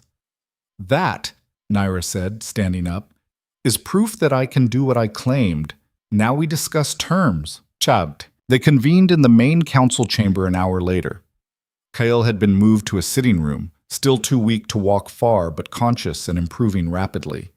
The healers were with him now, amazed and confused in equal measure by his sudden recovery. Nira sat at the long table across from Gareth, Marcus, and 4 other elders. Guards stood at every door. She was surrounded, outnumbered, completely at their mercy. But she held all the power, and everyone in the room knew it. "You saved my son's life," Gareth said, his voice carefully neutral. "For that you have my gratitude." "I don't want your gratitude. I want what I asked for. Your demands were unreasonable." "Then watch your pack die." Nira's voice was cold. "Because Kyle wasn't the only one sick, was he? And his recovery doesn't fix the failing crops or the sick livestock or any of the other problems eating away at this pack from the inside." Marcus slammed his hand on the table. "You will not threaten us, Omega." "I'm not threatening anyone. I'm stating facts." Nira looked at each of them in turn. "You need me. Whether you like it or not, whether it fits your worldview or not, I'm the key to this pack's survival. I'm a balancer, and the bond between Kale and me was what kept everything stable." Shocked silence. One of the elders, a gray-haired woman named Helena, leaned forward. "Balancers are myths, are they?" Nira held up her hand and let the golden light bloom across her palm. "Because this seems pretty real to me." The light illuminated their shocked faces. Some looked afraid. Some looked hungry, calculating. Nira let the power fade. When Kyle rejected the bond, he severed the connection that was maintaining the pack's health. Everything that's gone wrong since then, all of it, traces back to that moment, to his choice. "So fix it," Gareth demanded. "Restore the bond. Make things right." "I can't just fix it. A rejected bond doesn't heal overnight. It needs to be reforged, and that takes time and effort, and, most importantly, both parties willing." Nira's eyes were hard. "But even before that happens, we need to establish terms." "You ask too much," Helena said. "Ranked status, council position, autonomy, these things are earned over years, not granted because of blackmail. Call it what you want. I call it insurance." Nira leaned forward. "You think I trust this pack? After what was done to me? I need guarantees that I won't be used and discarded again the moment I'm no longer convenient." "And the apology?" Marcus's voice dripped with disdain. "You want to humiliate Kyle publicly? I want acknowledgement of what was done wrong. I want the pack to see that rejection has consequences, and I want Kyle to admit in front of everyone that he made a mistake." "He's the alpha heir," Gareth growled. "He doesn't admit mistakes." "Then he can die next time." Nira stood up. "Because I'm done here. Enjoy watching your pack crumble." She turned toward the door. "Wait." Nira stopped but didn't turn around. Gareth's voice was strained. "We'll agree to ranked status and a probationary council position. Full council position, non-negotiable. Fine. Full position, and autonomy within reason. You answer to pack law like everyone else, but no one can force you to use your abilities against your will." Nira turned back slowly. "And the apology?" Gareth's face looked like it was carved from stone. "That's Kyle's decision. I can't force him." "Then convince him. Because without all 4 conditions met, I walk away." She left them sitting there, mouths open, unable to stop her. But Sarah found her that evening at the creek, her usual spot for thinking. "You really did it," Sarah said, sitting down beside her on the rocks. "The whole pack is talking about nothing else. You healed KL. You demanded a seat at the council. You told the Alpha himself to shove it." "Not my exact words, but close enough." Sarah laughed, the sound startled and genuine. "I can't decide if you're the bravest person I've ever met or the most insane." "Can I be both?" "Probably." Sarah's smile faded. "But you need to be careful. There are wolves who aren't happy about this, who think you're overstepping, that you're a threat. Let them think what they want." "I'm serious, Nira. Mara Frost and her crowd are spreading rumors, saying you cursed the pack in the first place, that you caused all the problems just so you could swoop in and play hero. They're saying you're dangerous, that you can't be trusted with that kind of power. Naira's jaw tightened. Of course Mara would turn this against her somehow. What do you think? Sarah was quiet for a moment. I think you're scared and angry, and you have every right to be both. But I also think you're doing something important, something that could change everything, not just for you, but for how this pack sees power and worth. I'm not trying to change anything. I just don't want to be stepped on anymore. Maybe, but you're doing it anyway. Before Nira could respond, a figure approached from the tree line. Kael. He looked better than he had this morning, color back in his face, strength in his movements, but he still looked tired, worn. Sarah stood up immediately. I'll leave you two alone. Sarah? But her friend was already walking away, leaving Naira alone with the wolf who'd destroyed her life. Kael stood a few feet away, hands shoved in his pockets, looking uncomfortable. Good. I came to talk, he said. So talk. Can you not make this harder than it already is? Why not? You made everything pretty hard for me. He flinched, actually flinched. I know, He stopped, searching for words. My father told me what you did, what you demanded. And I want to understand why. Why what? Why I saved you. Why I demanded payment. Be specific. Kael's frustration showed on his face. All of it. Why you saved me after what I did. Why you're doing any of this. Nira stood up, facing him directly. You want the truth? I saved you because I'm not you. I'm not cruel enough to let someone die when I can prevent it, even someone who deserves it. But that doesn't mean I forgive you. Doesn't mean I'm going to roll over and let this pack use me up. I never meant... He stopped, shook his head. That's not true. I did mean to hurt you. I thought... His voice dropped. I thought you were weak, that the bond was a mistake, that accepting you would make me look weak. And now? Now I know I'm the one who was weak. Too weak to see past pride and status and what everyone else would think. Kael met her eyes. You saved my life. You saved the pack, and I don't know how to... Stop. Nira held up her hand. I don't want your gratitude. I don't want your guilt. I want what I asked for. The apology. Yes. In front of everyone. Yes. Kael was quiet for a long moment, something working behind his eyes. You want to humiliate me the way I humiliated you. I want acknowledgement. I want the pack to see that actions have consequences. That rejection isn't free. She stepped closer. You made a choice that night, Kael. You chose pride over bond, status over truth, and everyone suffered for it. They need to know that. I'll do it, he said quietly. Nira hadn't expected him to agree so easily. What? I said I'll do it. I'll apologize, publicly, at the next gathering. His jaw was tight, but his eyes were steady. You're right. I was wrong, and the pack deserves to know.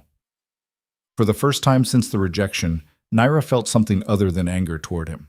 Not forgiveness, not even really respect, but maybe the beginning of understanding. Okay, she said.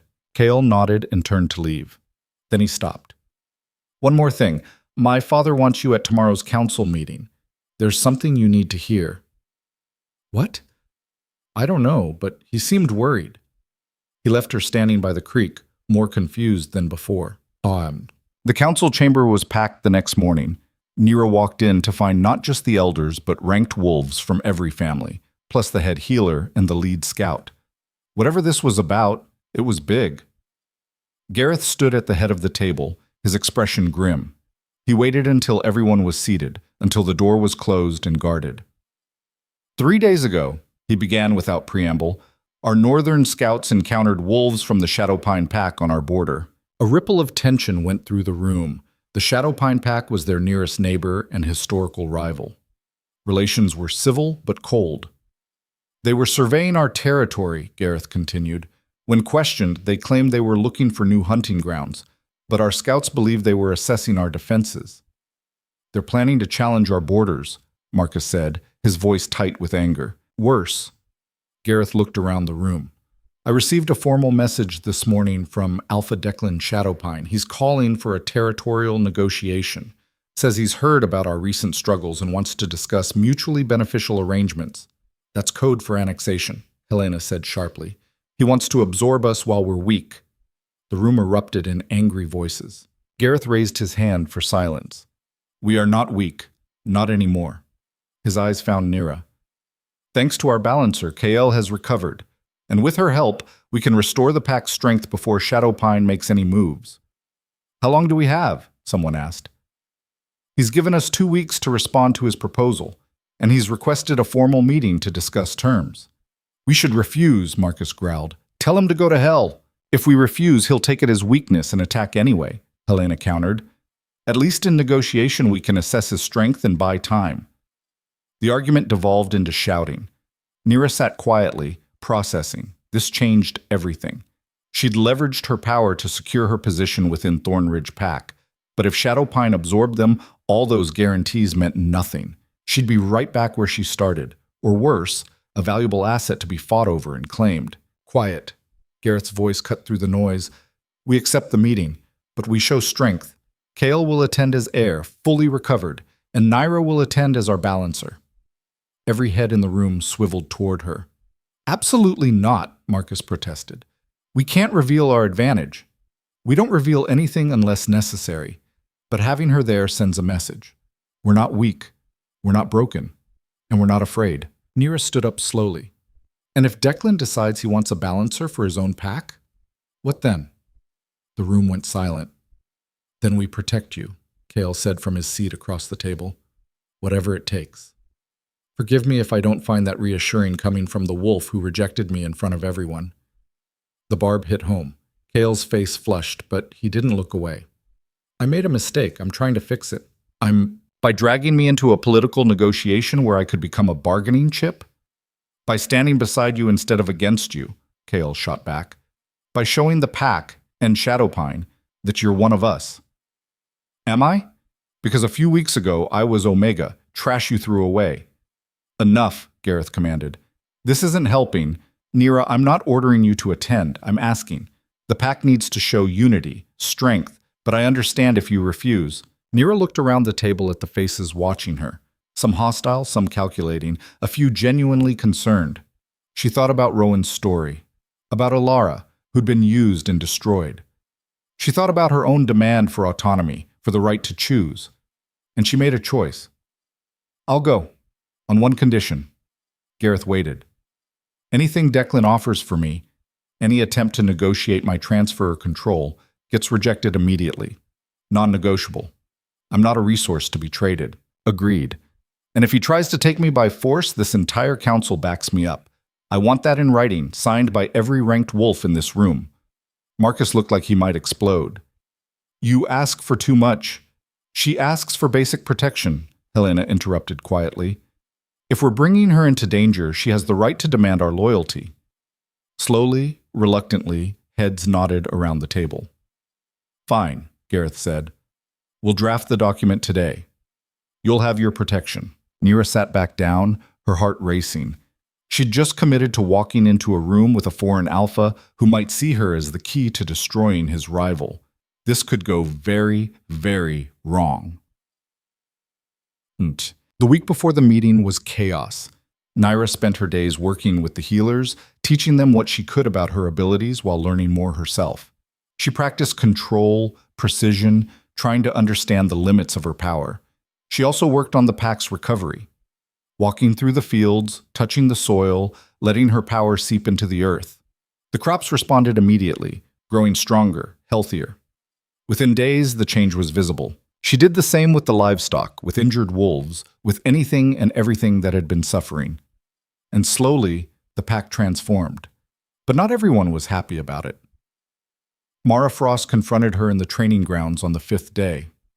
You think you're special now, Mara sneered, her followers clustered behind her like attack dogs. You think saving Kyle makes you important. I think I don't have time for this, Nira replied, trying to walk past. Mara grabbed her arm. Don't walk away from me. Nira looked down at the hand on her arm, then up at Mara's face. Let go. Or what? You'll curse me like you cursed the pack?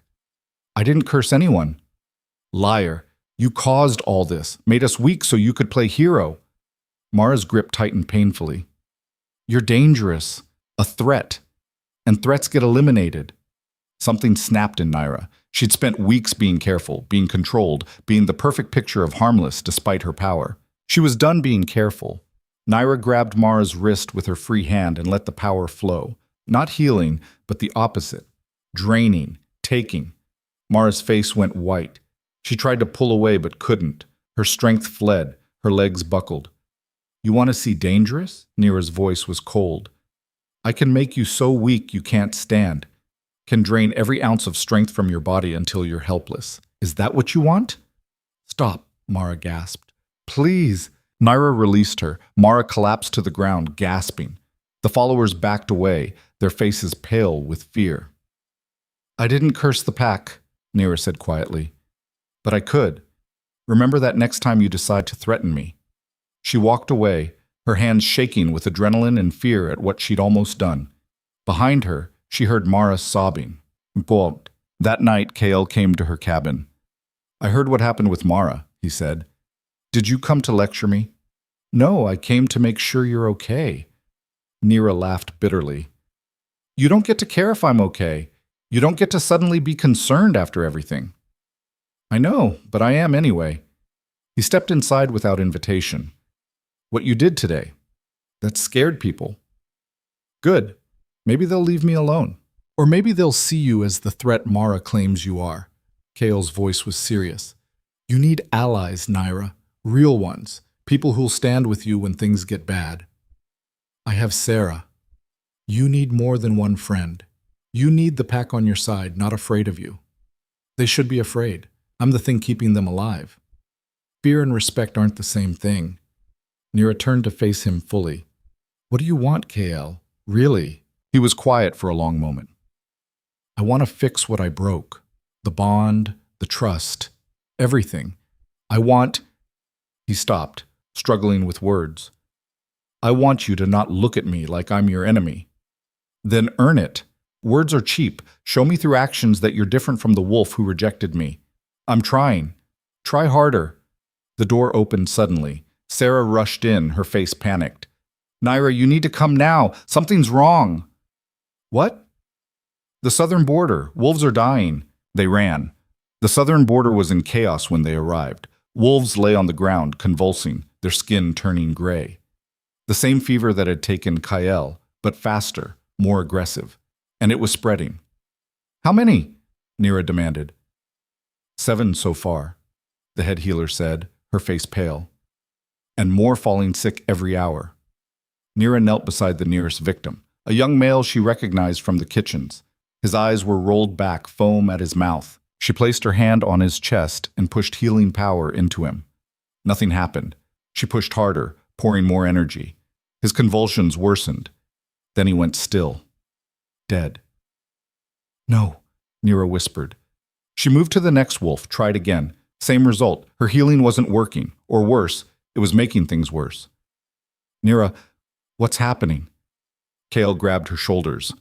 "Why isn't it working?" "I don't know. It's like—" She stopped, her blood running cold. "It's like the opposite of my power, like something's draining them the way I drained Mara." "Can you stop it?" "I don't know how." More wolves collapsed. The infection, curse, whatever it was, spread like wildfire. And then Naira saw it. At the edge of the clearing, half hidden in shadow, stood a figure in a dark cloak. Their eyes met. The figure smiled. Then they vanished into the trees. "Someone's doing this," Naira said, her voice shaking. "This isn't natural. Someone's attacking us." "Who?" Gareth demanded, appearing from the crowd. Naira's mind raced, putting pieces together, the timing, the symptoms, the way her power couldn't counter it. "Someone who knows what I am," she said slowly. "Someone who knows how balancer powers work." "Shadowpine," Kale growled. "They're attacking before the meeting, trying to weaken us." "Or draw me out," Naira said. "Show them what I can do so they know what they're dealing with." Either way, they were screwed, and 8 wolves were already dead, 9 wolves dead by midnight. Naira stood in the healer's hall, surrounded by bodies covered in white cloth, and tried not to fall apart.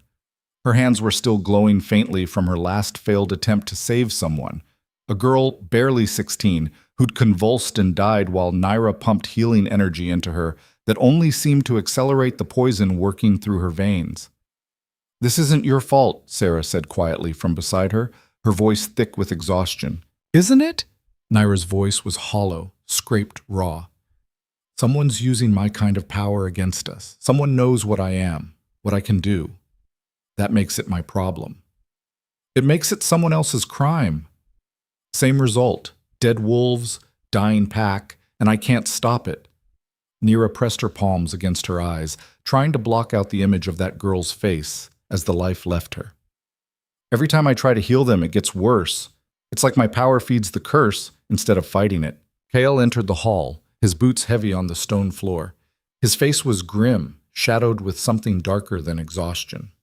"The figure you saw, scouts tracked them east toward Shadowpine territory, lost the trail at the river crossing." "So we were right. This is Declan's doing." "Maybe. Or maybe someone wants us to think that." Kale moved closer, lowering his voice so only Naira and Sarah could hear. "My father's calling an emergency council at dawn. He wants to cancel the meeting, mobilize for war, strike before they can hit us again." "That's exactly what they want," Naira said, her mind already racing through possibilities. "We show up weak and paranoid, or we don't show up at all. Either way, Declan gets exactly what he needs. Proof that we're broken, desperate, ready to be absorbed." "So what do you suggest? We walk into a trap with our eyes open and hope for the best?" Nira looked at the covered bodies again, at the pale faces of the healers who'd worked themselves to exhaustion trying to save wolves they couldn't help. An idea was forming in her mind, dangerous and possibly insane, but it was the only thing that made sense given what she knew about balancer powers. "I need to understand what killed them," she said slowly, working through the logic as she spoke. "I need to know how this power works, how it's structured, so I can counter it properly instead of just throwing energy at it and hoping something sticks." "The healers already examined every body," Sarah pointed out. "They found nothing. No poison, no wound, no physical cause. Because it's not physical. Not entirely." Naira turned to face them both. "Whatever this is, it's related to what I can do. It feels like balancer work, the same kind of energy, the same resonance. Maybe if I touch it directly, feel it from the inside, I can trace it back to the source." Kale's eyes widened, alarm flashing across his features. "That's incredibly dangerous. If it's strong enough to kill 9 wolves in a matter of hours, then I need to be stronger. I need to understand it better than whoever created it." She was already moving toward the nearest body, pulling back the white cloth before anyone could stop her. The young male she'd tried to save earlier. Darren, she remembered his name now. He'd worked in the stables, always had a joke ready, always smiled. His skin was still gray as ash, his veins black like someone had drawn on him with ink, spiderweb patterns spreading from his chest outward. Naira placed her hand over his cold chest and closed her eyes. She pushed past the surface level, past death itself, searching for the residue of whatever had killed him. Her power dove deep like diving into dark water, following the black veins like roads on a map, tracing them back and back and back to their source. And she found it. A mark. A working, deliberate, and vicious, woven into his very essence. It was designed to drain life force the exact way she could give it, a perfect inversion, like looking in a mirror that showed everything backward. The curse fed on strength, turned power inward, made the body consume itself. It felt familiar and foreign at the same time. Familiar because it was balancer work. Foreign because it was twisted, corrupted, used for destruction instead of balance. But there was something else buried deeper. A signature, faint but distinctive, woven into the curse like a craftsman's mark on their work. Whoever did this wanted her to know they existed, wanted her to understand she wasn't alone. Naira gasped and pulled back hard, stumbling away from the body. Her head spun, her vision blurred at the edges. The room tilted sideways. "What did you see?" Kyle demanded, catching her before she could fall, his hands gripping her shoulders to steady her. "It's not Shadowpine. Or if it is, they didn't create this curse." Her voice was shaking, words tumbling out faster than she could organize them.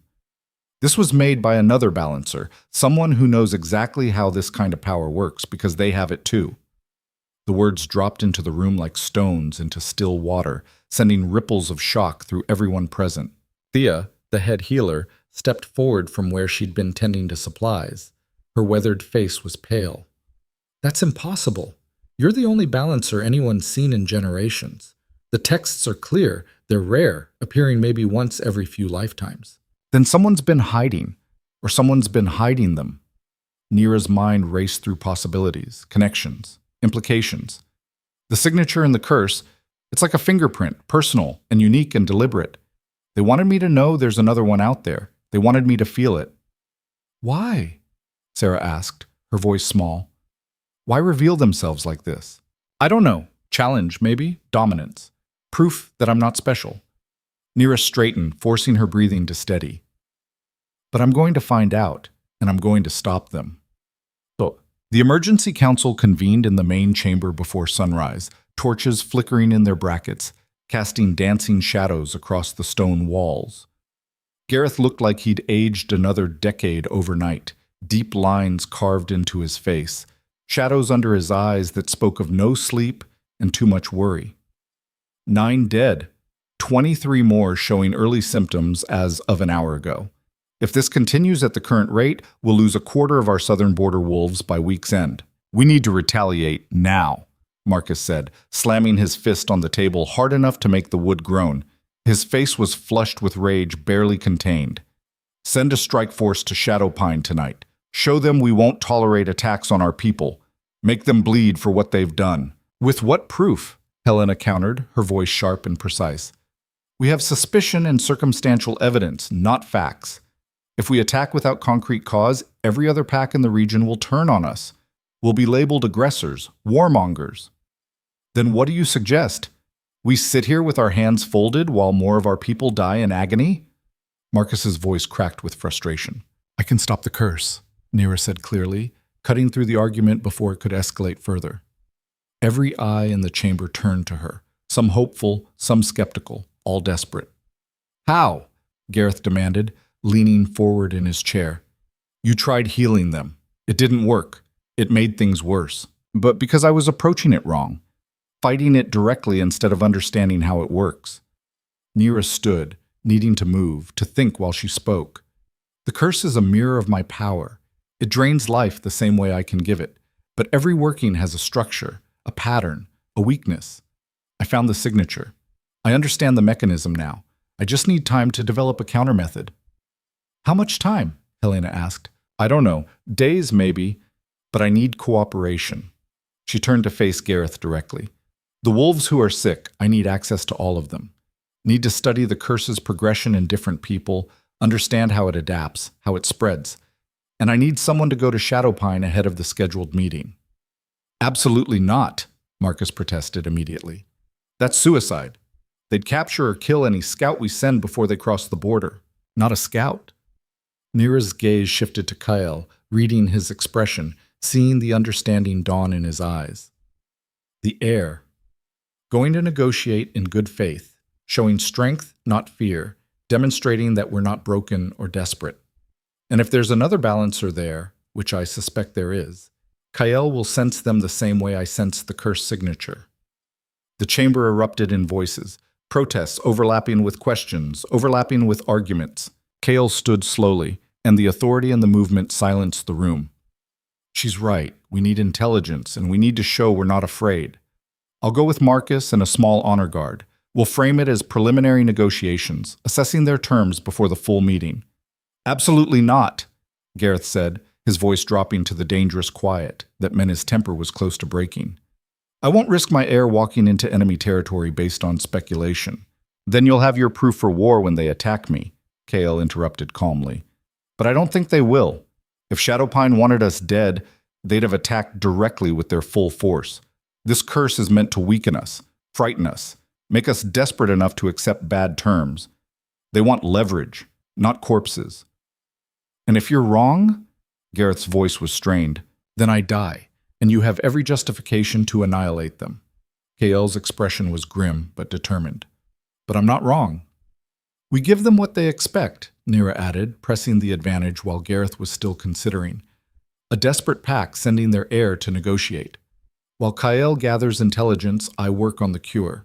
By the time the actual meeting happens in 6 days, we'll be prepared, cured, informed, and ready for whatever they throw at us. Gareth was silent for a long moment, his jaw working, hands gripping the arms of his chair so hard his knuckles went white. Then he exhaled slowly. Fine. Do it. But Kyle, if anything feels wrong, anything at all, you get out immediately. Understood? Understood. And you, Gareth turned to Naira, you have 5 days to find this cure. Because if you can't, we go to war, whether we're ready or not. The weight of that deadline settled on Naira's shoulders like stones. 5 days. 23 dying wolves. No pressure. The sick wolves were quarantined in a converted storage building at the southern edge of the compound, far enough from the main population to prevent spread but close enough for the healers to reach quickly. By the time Naira arrived with Thea and 2 other healers, there were 26 victims, 3 more having fallen ill since the council meeting ended. The building smelled like sweat and fear, and the bitter herbs the healers had tried as treatments.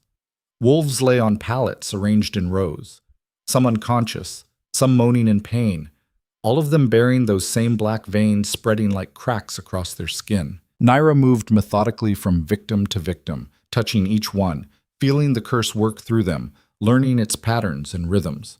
The working was elegant in its brutality, designed to feed on a wolf's own life force, turning their natural strength against them. The harder they fought it, the more their body tried to heal itself, the faster the curse consumed them. It was perfect. Terrible, but perfect. You've been here for 9 hours straight, Sarah said, appearing at her side with food and water that Naira barely registered. You need to rest before you collapse. Can't rest. The curse is accelerating in the newer victims. It's learning, adapting to our physiology. Naira pressed her palms against her eyes, trying to ease the headache building behind them. I keep feeling like I'm missing something obvious, some key piece that would make everything click into place. Then step back. Stop looking at it so closely and see the bigger picture. Naira took the water, drank mechanically, forced herself to think differently. The curse fed on strength, turned power inward against the host. It was the opposite of what she did. Instead of giving life, it consumed it. Opposite. Inverse. Mirror. That's it, she breathed, setting down the cup so fast water sloshed over the rim. It's a mirror. The curse is literally my power inverted, flipped backward. I don't understand, Sarah said, her brow furrowed. When I heal, I give life force, push energy into someone. The curse takes it, pulls energy out. Opposite directions, same fundamental mechanism. Naira's words came faster as the understanding crystallized. So if I can invert the inversion, flip it back on itself, it should neutralize, cancel out like opposite forces meeting. That's just theory. Only one way to test it. Naira approached the nearest victim, a middle-aged warrior named Goran who'd been one of the first infected. He was barely conscious, his breathing shallow and labored, his skin almost completely gray now, with black veins covering his arms and chest like grotesque tattoos. She placed both hands on his chest and closed her eyes. Instead of pushing healing power into him directly like she'd tried before, she wrapped her energy around the curse itself, visualizing it as a physical thing she could manipulate. She imagined grabbing it, twisting it, flipping it inside out like turning a shirt backward. The black veins pulsed under her palms, responding to the working. Goran's back arched, his mouth opening in a soundless scream. Naira gritted her teeth and held on, ignoring the feedback pain that shot up her arms, pouring more power into the visualization, forcing the inversion to complete, refusing to let go until it finished. The black veins began to fade from black to gray, to faint shadows. Goran's eyes fluttered open, confusion replacing the glazed pain that had been there before. Color, real, living color, returned to his skin like water soaking into dry earth. It's working, Sarah whispered, her voice awed. Naira, it's actually working. But the effort required was enormous. By the time Naira finished with Goran, had confirmed his veins were completely clear and his vitals were stabilizing, she was shaking with exhaustion, sweat soaking through her shirt, vision swimming at the edges. And there were 25 more victims waiting. I can't do them all, she admitted, hating the weakness in her voice, but unable to deny the truth. Not fast enough. Not without burning out completely. At this rate, I might save 10 before I collapse. Maybe 15 if I push myself to the breaking point. Then teach us, Thea said from the doorway. Naira turned to find the head healer standing there with 4 other healers, all of them looking determined despite their obvious exhaustion. "Show us what you're doing," Thea continued, moving into the room with purpose. "Teach us the technique. Maybe we can help, share the burden. You're not balancers, you don't have this kind of power. We can channel energy, we can focus intention. We've been doing it for years with herbs and touch and will." Thea knelt beside another victim, a young female named Lysa. "Show us the pattern. Let us try. Worst case, nothing happens. Best case, we save lives." Naira hesitated, doubt warring with desperate hope. Then she nodded and knelt beside Thea, taking the older woman's hand and placing it over Lysa's chest where the black veins were thickest. "Feel the curse," Naira said quietly, pushing a thread of her own power into Thea so the healer could sense what she was sensing. "Feel how it moves, how it pulls energy inward. Now imagine reversing it, not fighting it, not pushing against it, just flipping it backward." Thea's face scrunched in concentration, her breathing slowing, her own energy, weak compared to Naira's but present, real, following the pattern Naira showed her. The black veins under her hand faded slightly, just slightly, barely visible, but it was there. "I can feel it," Thea breathed, wonder in her voice. "It's working. I'm actually doing it." "Keep going. Maintain the visualization until the veins clear completely." It took Thea 20 minutes to accomplish what Naira could do in 5, but when she finally pulled her hand back, Lysa's chest was clear, her breathing easier, color returning to her face. "We can learn this," Thea said, turning to the other healers with excitement lighting her tired eyes. "We can help." Within an hour, Naira had taught the basic technique to 6 healers, Thea and 5 others who showed the most natural aptitude for energy work. They divided up the remaining victims, each healer taking responsibility for 3 or 4, working slowly and carefully while Naira moved between them, offering guidance and support and occasionally taking over when someone struggled. It was painstaking work, exhausting. Several times healers had to stop and rest before continuing, but it was working. By dawn of the second day, 20 victims were cured. By noon, all 26 were clear, and no new cases had appeared overnight. They were winning. Cale returned on the 3rd day, arriving just after sunset with Marcus and his honor guard, their horses exhausted from hard riding. Naira met them at the compound entrance, reading the tension in every line of Kael's body, the tightness around Marcus's mouth. "Tell me," she said without preamble, "you were right about everything." Kael dismounted in one smooth motion despite obvious exhaustion, his eyes finding hers immediately. "There's a balancer at Shadowpine, a woman named Morgana. Declan keeps her close, treats her like a valued advisor, shows her off like a prized asset." Nira's stomach dropped, the confirmation somehow worse than the speculation had been. "Did she create the curse?" "No, I'm certain she didn't." Kael's voice was absolutely firm. "When I mentioned the attacks on our wolves, carefully, without giving away too much, she was genuinely surprised. Either she's the greatest actor I've ever met, or she had no idea anyone was using balancer powers to attack us." "Then who?" The question came out frustrated, angry. "If not Shadowpine's balancer, then who's behind this?" "That's the real question." Kael's expression darkened, shadows crossing his face in the fading light. Declan himself seemed genuinely interested in negotiation, not conquest. He's heard about our struggles, news travels apparently, and he thinks we might be willing to consider a merger for mutual benefit. But there was something off about one of his council members. "Off how?" Sarah asked, appearing from the direction of the healer's hall. "A wolf named Rafe, senior counsel, been with Shadowpine for years according to Marcus's information. But he watched me the entire time we were there like he was waiting for something specific to happen. And when we left, as we were riding out, I saw him talking to someone in the shadows near the tree line. I couldn't see who, too far, too dark. But the conversation looked intense, secretive. "You think he's the connection," Naira said, pieces clicking together in her mind. "The link between the attacks and whoever's really orchestrating this." "I think someone's playing both packs against each other like pieces on a game board," Kael said grimly. "And I think they're counting on us destroying each other so they can claim the ruins." Marcus spoke up, his voice rough from the road. "We should cancel the meeting. It's too dangerous to walk into their territory when we don't know who we can trust." "No." Naira's voice was firm, certain. "We go, but we go prepared." We bring proof of the cure, we confront whoever's behind this, and we expose them before they can do more damage. How? Gareth asked, emerging from the Alpha's hall where he had obviously been waiting for his son's return. We have suspicions, not evidence. Declan's not going to believe us without proof. Then we force the real enemy to reveal themselves, Nira said, an idea forming. We make them think their plan is working, make them confident enough to show their hand. That's incredibly risky. Everything about this situation is risky. At least this way we control some of the variables. Gareth looked at his son. What do you think?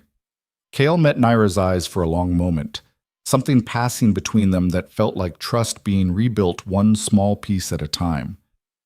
I think she's right, and I think we don't have better options. The next 3 days were a whirlwind of preparation. Nira worked with the healers to document the cure, creating detailed instructions that could be taught to others if needed. She also continued practicing her own abilities, pushing her limits, learning to do more with less energy so she wouldn't burn out at a critical moment. Word of the mass healing spread through the pack like wildfire. Wolves who'd been terrified, who'd seen their packmates dying and felt helpless, now looked at Nira with something approaching reverence. She'd saved them. Not just healed the sick, but given them hope when everything seemed lost. The shift in how people treated her was dramatic. Wolves who'd sneered at her when she was Omega now nodded respectfully when she passed. Warriors who'd looked through her like she didn't exist now sought her out to express gratitude. Even the elders who'd been skeptical of giving her council position now treated her like an equal. But not everyone was pleased. Mara Frost found her in the training grounds on the 5th day, her expression twisted with something ugly. You think you're special now? Mara said, her voice dripping venom. You think saving a few sick wolves makes you important. I think I don't have time for this, Nira replied, trying to walk past. Mara grabbed her arm hard enough to bruise. Don't walk away from me. Nira looked down at the hand on her arm, then slowly up at Mara's face. Something cold settled in her chest. Not anger exactly, but a kind of icy determination that had been building since the rejection ceremony. Let go, she said quietly. Or what? You'll curse me like you cursed the pack in the first place? Mara's followers, 2 females whose names Nira didn't know and didn't care to learn, moved closer, forming a loose circle. Everyone's praising you, but I know the truth. You caused all this. Created the sickness so you could play hero and win back your status. That's insane, Sarah said sharply, appearing from nowhere to stand at Nira's side. Nira nearly killed herself saving those wolves. Or she nearly exposed herself, Mara cut in. Think about it. The curse appears right after she supposedly develops powers? After she fails as a mate and gets demoted? Convenient timing. You're jealous, Nira said, and the simple truth of it made Mara's face flush dark red. Jealous that I have actual worth beyond who my father is, that I earned respect instead of inheriting it. You're dangerous, Mara hissed, her grip tightening painfully on Nira's arm. A threat, and threats get eliminated. Something in Nira snapped. She'd spent weeks being careful, being controlled, being the perfect picture of harmless and grateful despite her power. She'd held back, had measured every action, had tried so hard to prove she wasn't a threat. She was done holding back. Nira grabbed Mara's wrist with her free hand and let the power flow, not healing this time, but the opposite. Draining, taking, pulling strength and energy out of Mara's body the same way the curse had pulled it from its victims. Mara's face went white as paper. Her eyes widened in shock and fear. She tried to pull away but couldn't, her own strength fleeing too fast to resist. Her legs buckled. You want to see dangerous? Nira's voice was cold, distant, coming from a place inside her she hadn't known existed. I can drain every ounce of strength from your body until you can't stand, can't speak, can barely breathe. I can make you so weak a child could knock you over. Is that what you want? Is that the threat you're so worried about? Stop, Mara gasped, her voice thin and terrified. Please, stop! Nira held on for another few seconds, letting the fear really sink in, letting Mara feel what helplessness actually meant. Then she released her. Mara collapsed to the ground like a puppet with cut strings, gasping for air, trembling violently. The 2 followers backed away fast, their faces pale with fear, hands raised in placating gestures. I didn't curse the pack, Nira said quietly, looking down at Mara's crumpled form. But I could. I could drain every wolf here if I wanted to. Could make you all so weak you'd die from a strong breeze. Remember that next time you decide to grab me. Remember that I choose not to hurt you. That's not weakness. That's mercy. She walked away, Sarah following close behind, leaving Mara sobbing on the ground. Nira's hands were shaking. Her heart was pounding. She felt sick and powerful and terrified of herself all at once. "Are you okay?" Sarah asked quietly when they were out of earshot. "I don't know." Nira stared at her hands like they belonged to someone else. "I almost didn't stop. Part of me wanted to drain her completely, wanted to show her exactly how dangerous I could be. But you did stop. That's what matters." "Is it?" Nira's voice was small. "What if next time I don't? What if I become exactly the threat they're afraid of?" Sarah stopped walking and turned to face her directly. "You won't, because you're not cruel. You're strong and you're angry and you have every right to both, but you're not cruel. That's the difference between you and whoever created that curse." Nira wanted to believe that. She really did. Yeah. That evening, Kael found her by the creek, her usual thinking spot. "I heard what happened with Mara," he said, sitting down on the rocks beside her without asking permission. "Come to lecture me about proper use of power?" "No, I came to say she had it coming." He was quiet for a moment, staring at the water flowing past. "And to tell you something I should have said weeks ago." Nira waited, not trusting her voice. "I was wrong about you in every way that mattered. I thought strength meant never showing vulnerability, never accepting help, never admitting uncertainty. I thought accepting you as my mate would make me look weak." He turned to face her, his expression more open than she'd ever seen it. "But you've shown more real strength in the last few weeks than I've shown in my entire life. You've been broken and rebuilt yourself. You've been cast down and climbed back up. You've saved lives when you could have let us all suffer for what was done to you." "I'm not a saint," Nira said quietly. "I wanted to let you all suffer. Part of me still does." "I know. That's what makes it strength instead of naivety." Kael's voice was serious, measured. "You choose to help despite the anger. That's real power. Not the balancer abilities, though those are impressive, but the choice to be better than your worst impulses." "Why are you telling me this?" "Because tomorrow we walk into that meeting and things could go very wrong. If they do, if something happens to me. I needed you to know that I see you now, really see you, not as the rejected mate or the Omega or even the balancer, just as Nira. And I think you're remarkable." Nira's throat tightened with emotion she didn't want to feel. "You can't just apologize your way back into my good graces." "I'm not trying to. I'm just telling you the truth." He stood slowly. "My father wants final preparation meeting at dawn. You should be there." He left her sitting by the creek, more confused than ever about what she felt toward the wolf who destroyed her life and was now trying to rebuild it. The delegation left at first light. 25 wolves, including Gareth, Kael, Nira, Marcus, Helena, and an honor guard of warriors. The journey to the neutral meeting ground took most of the day, following old territorial markers through forests that grew denser the closer they got to the border. Nira rode beside Kael, hyper-aware of the bond between them. Still broken, still damaged, but present in a way it hadn't been since the rejection. Every time their horses moved close enough that their legs almost touched, she felt it pulse with possibility. "Nervous?" Kael asked as the ancient stone circle came into view through the trees. "Terrified," Nira admitted, "but ready." The meeting ground was a clearing marked by stones older than any pack's memory, neutral territory where disputes had been settled for generations. The ground was trampled from centuries of use, the stones weathered but strong. Shadowpine was already there. Alpha Declan stood at the center of his delegation, and Kael's description hadn't done him justice. The man was massive, easily 6.5 feet tall, built like a mountain, with silver-streaked dark hair and eyes like frozen water. He radiated power and confidence, every inch the alpha, and beside him stood a woman who made Nira's breath catch. She was beautiful, dark skin, golden eyes that seemed to glow in the late afternoon light, power humming around her like a visible aura. Morgana, the other balancer. Their eyes met across the clearing, and Nira felt it like a physical shock. Recognition, resonance, like two instruments tuned to the same note suddenly vibrating in harmony. Morgana's lips curved into a small, knowing smile. Alpha Gareth, Declan's voice boomed across the space, formal and commanding. Thank you for accepting my invitation. I'm pleased to see you well. Alpha Declan. Gareth stepped forward, Kyle at his right side, Naira at his left.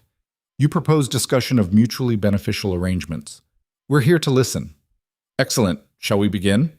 Both delegations moved into the center of the clearing, forming a loose circle around the ancient stones. Naira positioned herself where she could see both Declan and Morgana clearly, acutely aware of how the other balancer watched her every move. The proposal is straightforward, Declan began, his voice carrying easily. Our packs merge under joint leadership. Your territory, our resources, combined strength. In times like these, unity means survival. And what makes you think we need saving? Kyle asked, his voice carefully neutral. The recent attacks on your wolves. The curse that killed 9 and nearly decimated your southern border. Declan's expression was sympathetic, almost convincing. Though I understand you've managed to cure the afflicted, truly impressive work. But the threat that created the curse remains, yes? How do you know about the attacks? Gareth's voice sharpened. We kept that information contained, because I received a similar proposal 3 days ago, Declan said, his tone darkening. From someone claiming to have cursed both our packs, someone trying to force us into conflict so they could claim the ruins afterward. The words hit like a thunderclap. Nira's mind raced, recalculating everything. What exactly did this proposal say? That they had the power to destroy both Thornridge and Shadowpine, that we should prepare for war with each other or negotiate surrender directly to them. Declan's jaw tightened. The message included a demonstration. 3 of my warriors fell ill with the same curse you described. Did you cure them? Nira asked. Morgana did. Declan gestured to the woman beside him. Which is why I propose we work together to find and eliminate this threat instead of destroying each other like they want. Before anyone could respond, a ripple of energy washed across the clearing. Naira felt it in her bones. Balancer power, but wrong, twisted, tainted with something dark. Everyone down! She shouted. The curse hit like a breaking wave. Wolves from both delegations collapsed, screaming, black veins spreading across their skin with terrifying speed. The attack was stronger than before, faster, more vicious. And then a figure stepped out from the tree line, not cloaked this time. Fully visible, confident, smiling. It was Rafe, the council member Kyle had suspected, but his eyes were different now. Glowing with golden light edged in red, power radiating from him in waves that made the air shimmer. Another balancer. A third one. Did you really think I'd let you cooperate? Rafe's voice dripped with contempt and satisfaction. Did you honestly believe I spent 5 years planning this just to watch you join forces? Rafe? Declan's voice was shocked, betrayed. What are you doing? What is this? What does it look like?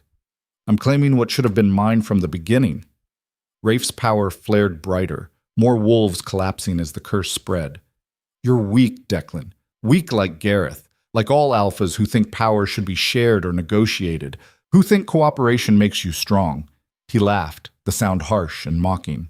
I am the future, a balancer who doesn't waste time giving life. I take it, I consume it, and once I've destroyed both your packs, once I've drained every last drop of strength from your precious wolves, I'll build something new from the ashes.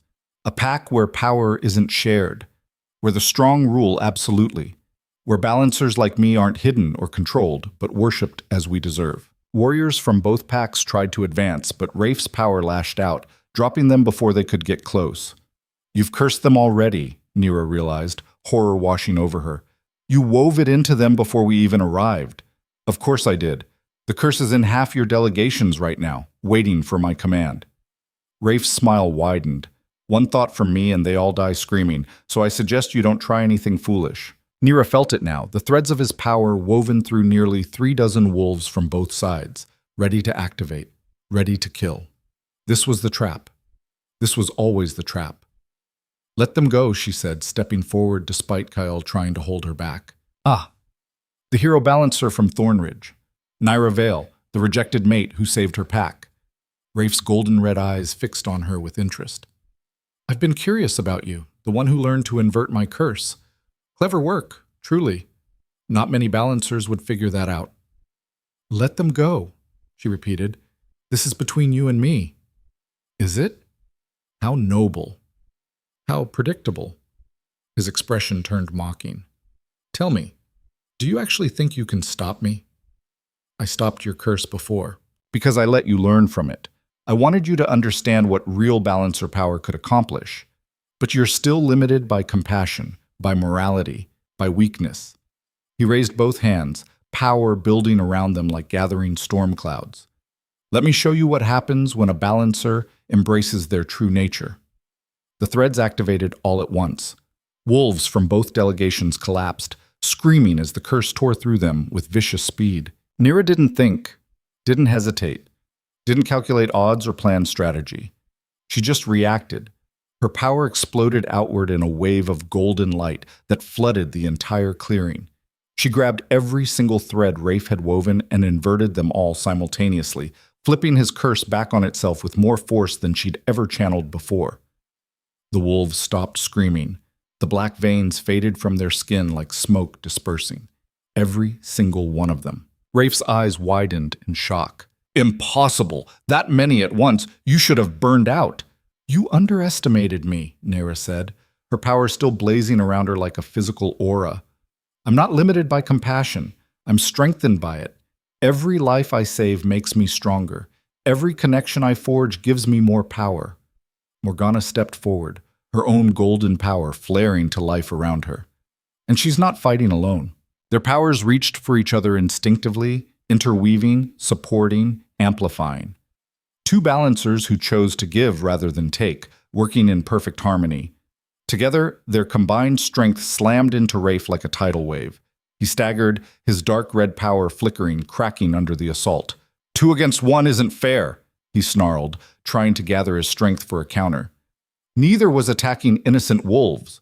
Morgana shot back, her voice hard as steel. They pressed harder, their powers complementing each other in ways Nira hadn't known were possible. Where her strength was raw and instinctive, Morgana's was refined and precise. Together, they were overwhelming. Rafe's power shattered like glass. He fell to his knees, gasping, as warriors from both packs surrounded him with weapons drawn. It's over, Declan said, his voice colder than Nira had heard it. You'll stand trial for your crimes, for betrayal, for murder, for attempting to destroy 2 packs. Rafe laughed weakly, blood trickling from his nose where the backlash of broken power had damaged him. It's never over. You think I'm the only one? There are others like me. Balancers who've learned to take instead of give, who see the truth about power. You can't stop all of us. Maybe not, Nira said quietly, looking down at him with something close to pity. But we can stop you. Declan's warriors dragged Rafe away, his laughter fading as they took him toward whatever justice awaited.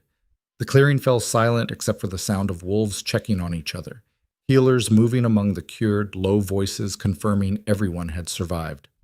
Nira's power finally faded, exhaustion crashing over her in waves. Her legs gave out.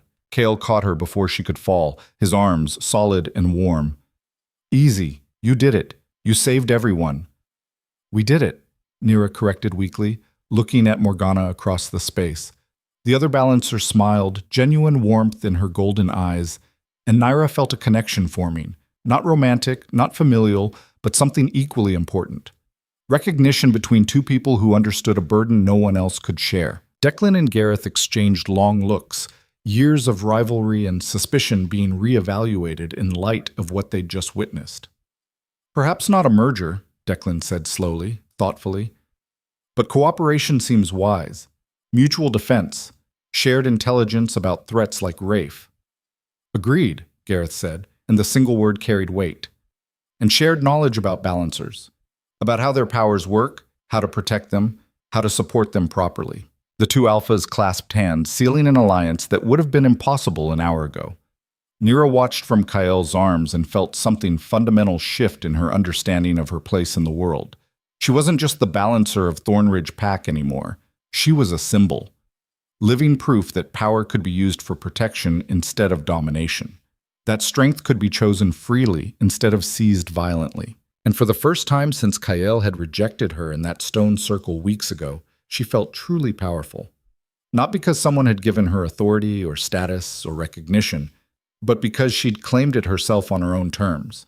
And that made all the difference. The journey back to Thornridge territory felt different. Nira rode beside Kael again, but this time the silence between them wasn't heavy with tension or broken trust. It was contemplative, almost comfortable, like they were both processing what had happened and what it meant for everything that came next. The bond between them pulsed steadily now, not whole, not fully healed, but stronger than it had been. Every time their horses moved close enough that their knees brushed, Nira felt it warm in her chest, asking questions she wasn't ready to answer yet. "You're thinking too loud," Kael said quietly, a hint of amusement in his voice. "I'm thinking exactly the right amount." Nira glanced at him. "We just exposed a conspiracy, stopped a rogue balancer, and formed an alliance with our historical rivals. That requires some processing." "Fair point." He was quiet for a moment. "Morgana asked about you before we left. Wanted to know if you'd be interested in meeting regularly, learning from each other." "What did you tell her?" "That it was your decision, not mine." Kael's expression was serious. "I'm done making choices about your life without asking you first." The simple statement shouldn't have meant as much as it did, but Nira felt something loosen in her chest anyway. "I'll think about it. Having someone who understands this power, what it costs, what it means, that could be valuable." "Could be more than valuable. Could be necessary." Kael's voice dropped lower. "Rafe said there are others like him. Balancers who've chosen to take instead of give. If that's true, then we need to be ready." Nira finished the thought. "Need to learn everything we can about these powers so we're not caught off guard again." They rode in silence for a while, the forest thick around them, the late afternoon sun filtering through the canopy in scattered golden beams. "Can I ask you something?" Kael said eventually. "You just did. Can I ask you something else?" Despite everything, Nira felt her lips twitch toward a smile. "Go ahead." "Do you think you'll ever forgive me? Really forgive me, not just accept my apology because it's politically convenient or strategically necessary." The question hit harder than Nira expected. She'd been so focused on survival, on proving herself, on claiming power and respect, that she hadn't really examined what forgiveness might look like. "I don't know," she said honestly. "What you did, rejecting the bond, humiliating me publicly, watching while I was cast down to Omega, that broke something in me, changed who I am. I can't just forget that happened." "I'm not asking you to forget." "Then what are you asking?" Kael was quiet for a long moment, his hands tight on the reins. "I'm asking if there's a future where we could rebuild what I destroyed. Not go back to how things were. That's impossible and probably not even desirable. But build something new, something better, maybe, because we'd both know what it costs." Nira looked at him, really looked at him, seeing not the alpha heir who'd rejected her, but the wolf who'd admitted his mistakes publicly, who'd risked himself to gather intelligence, who'd caught her when she fell and told her she was remarkable. "I don't know that either," she admitted, "but I'm willing to find out, eventually, when I'm ready." "That's more than I deserve." "Probably, but I'm not doing it for you. I'm doing it for me, because holding on to anger forever will eat me alive, and I refuse to let what you did define the rest of my life." Kael nodded slowly, something like relief washing over his features. "Fair enough." They rode on, and Nira felt something shift in her understanding of power. Real power wasn't just the ability to heal or destroy with a touch. It was the ability to choose forgiveness or anger, choose connection or isolation, choose what kind of person you wanted to become regardless of what had been done to you. That choice mattered more than any balancer ability ever could. They reached the compound just after dark, torches already lit along the pathways. Wolves gathering as word spread that the delegation had returned. Gareth called an immediate pack gathering, not in the formal ceremonial grounds, but in the main hall, something more intimate, more immediate. Nira stood beside the alpha as he addressed the assembled wolves, hundreds of them packed into a space meant for far fewer, their faces anxious and hopeful and afraid in equal measure. "The meeting with Shadowpine was successful," Gareth began, his voice carrying to every corner of the hall. "We've forged an alliance for mutual defense and shared knowledge. The curse that attacked our wolves was not their doing, but the work of a rogue balancer who sought to destroy both packs for his own gain. Murmurs rippled through the crowd. Shock, confusion, questions starting to build. Gareth raised his hand for silence. The threat has been neutralized. The balancer responsible is in custody and will face justice. Our wolves are safe. The pack is secure. The murmurs turned to relieved voices, some wolves actually cheering. But this crisis has revealed something important, Gareth continued, his tone shifting. Something we need to address as a pack. For too long, we've measured worth by bloodline and rank alone. We've valued status over skill, heritage over heart, and that nearly destroyed us. The hall went quiet again, everyone sensing this was leading somewhere significant. Niravale was rejected by my son and cast down to Omega because she came from a border family with no political connections. No one questioned it because that's how we've always operated. But when the curse struck, when our pack was dying, it was Naira who saved us. Not through rank or bloodline, but through her own strength and her willingness to help people who'd treated her terribly. Nira felt every eye in the hall turn to her. She kept her expression neutral, refusing to show how much attention made her want to hide.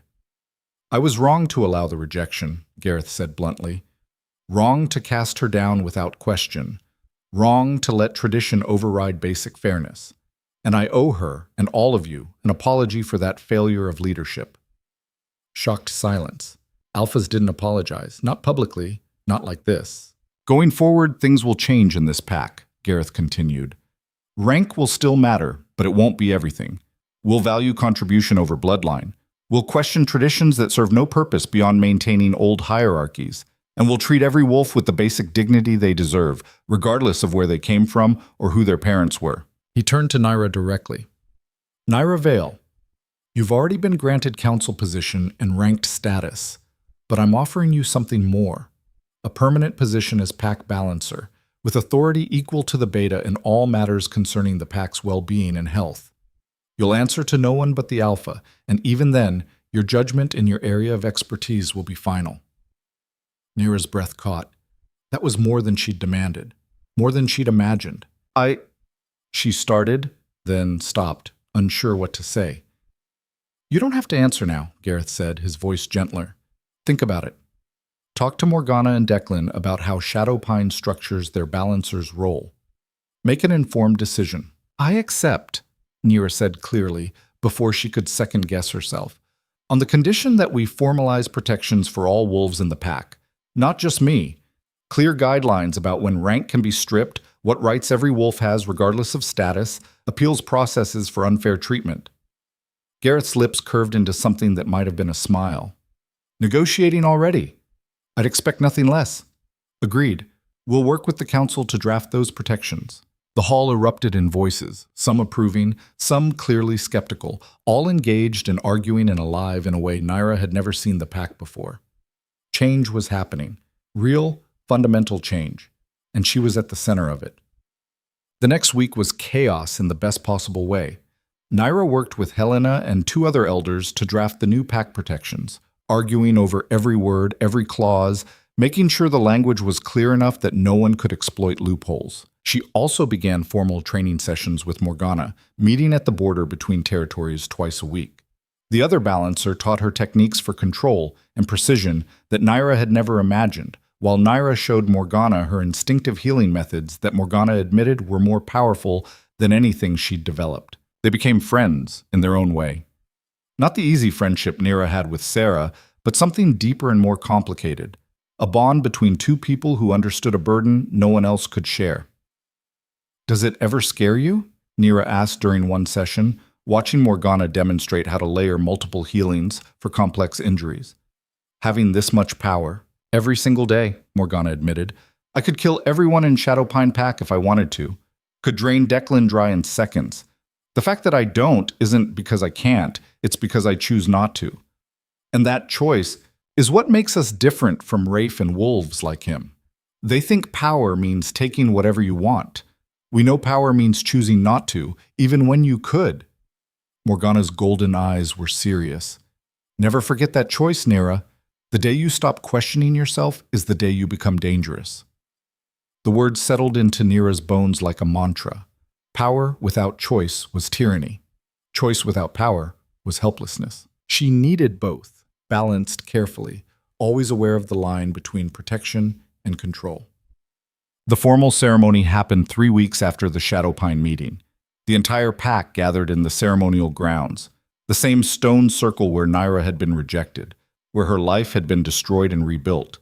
She stood in the center wearing formal clothing that marked her new rank, her dark hair braided with silver threads that caught the moonlight. Sarah had helped her dress, had braided the threads with fingers that shook slightly with emotion. "I'm proud of you," Sarah had said quietly, "for surviving, for fighting back, for becoming this." Now Naira stood alone in the circle while Gareth approached carrying a silver chain, the symbol of pack balancer, a position that hadn't existed in Thornridge for generations but was being created specifically for her.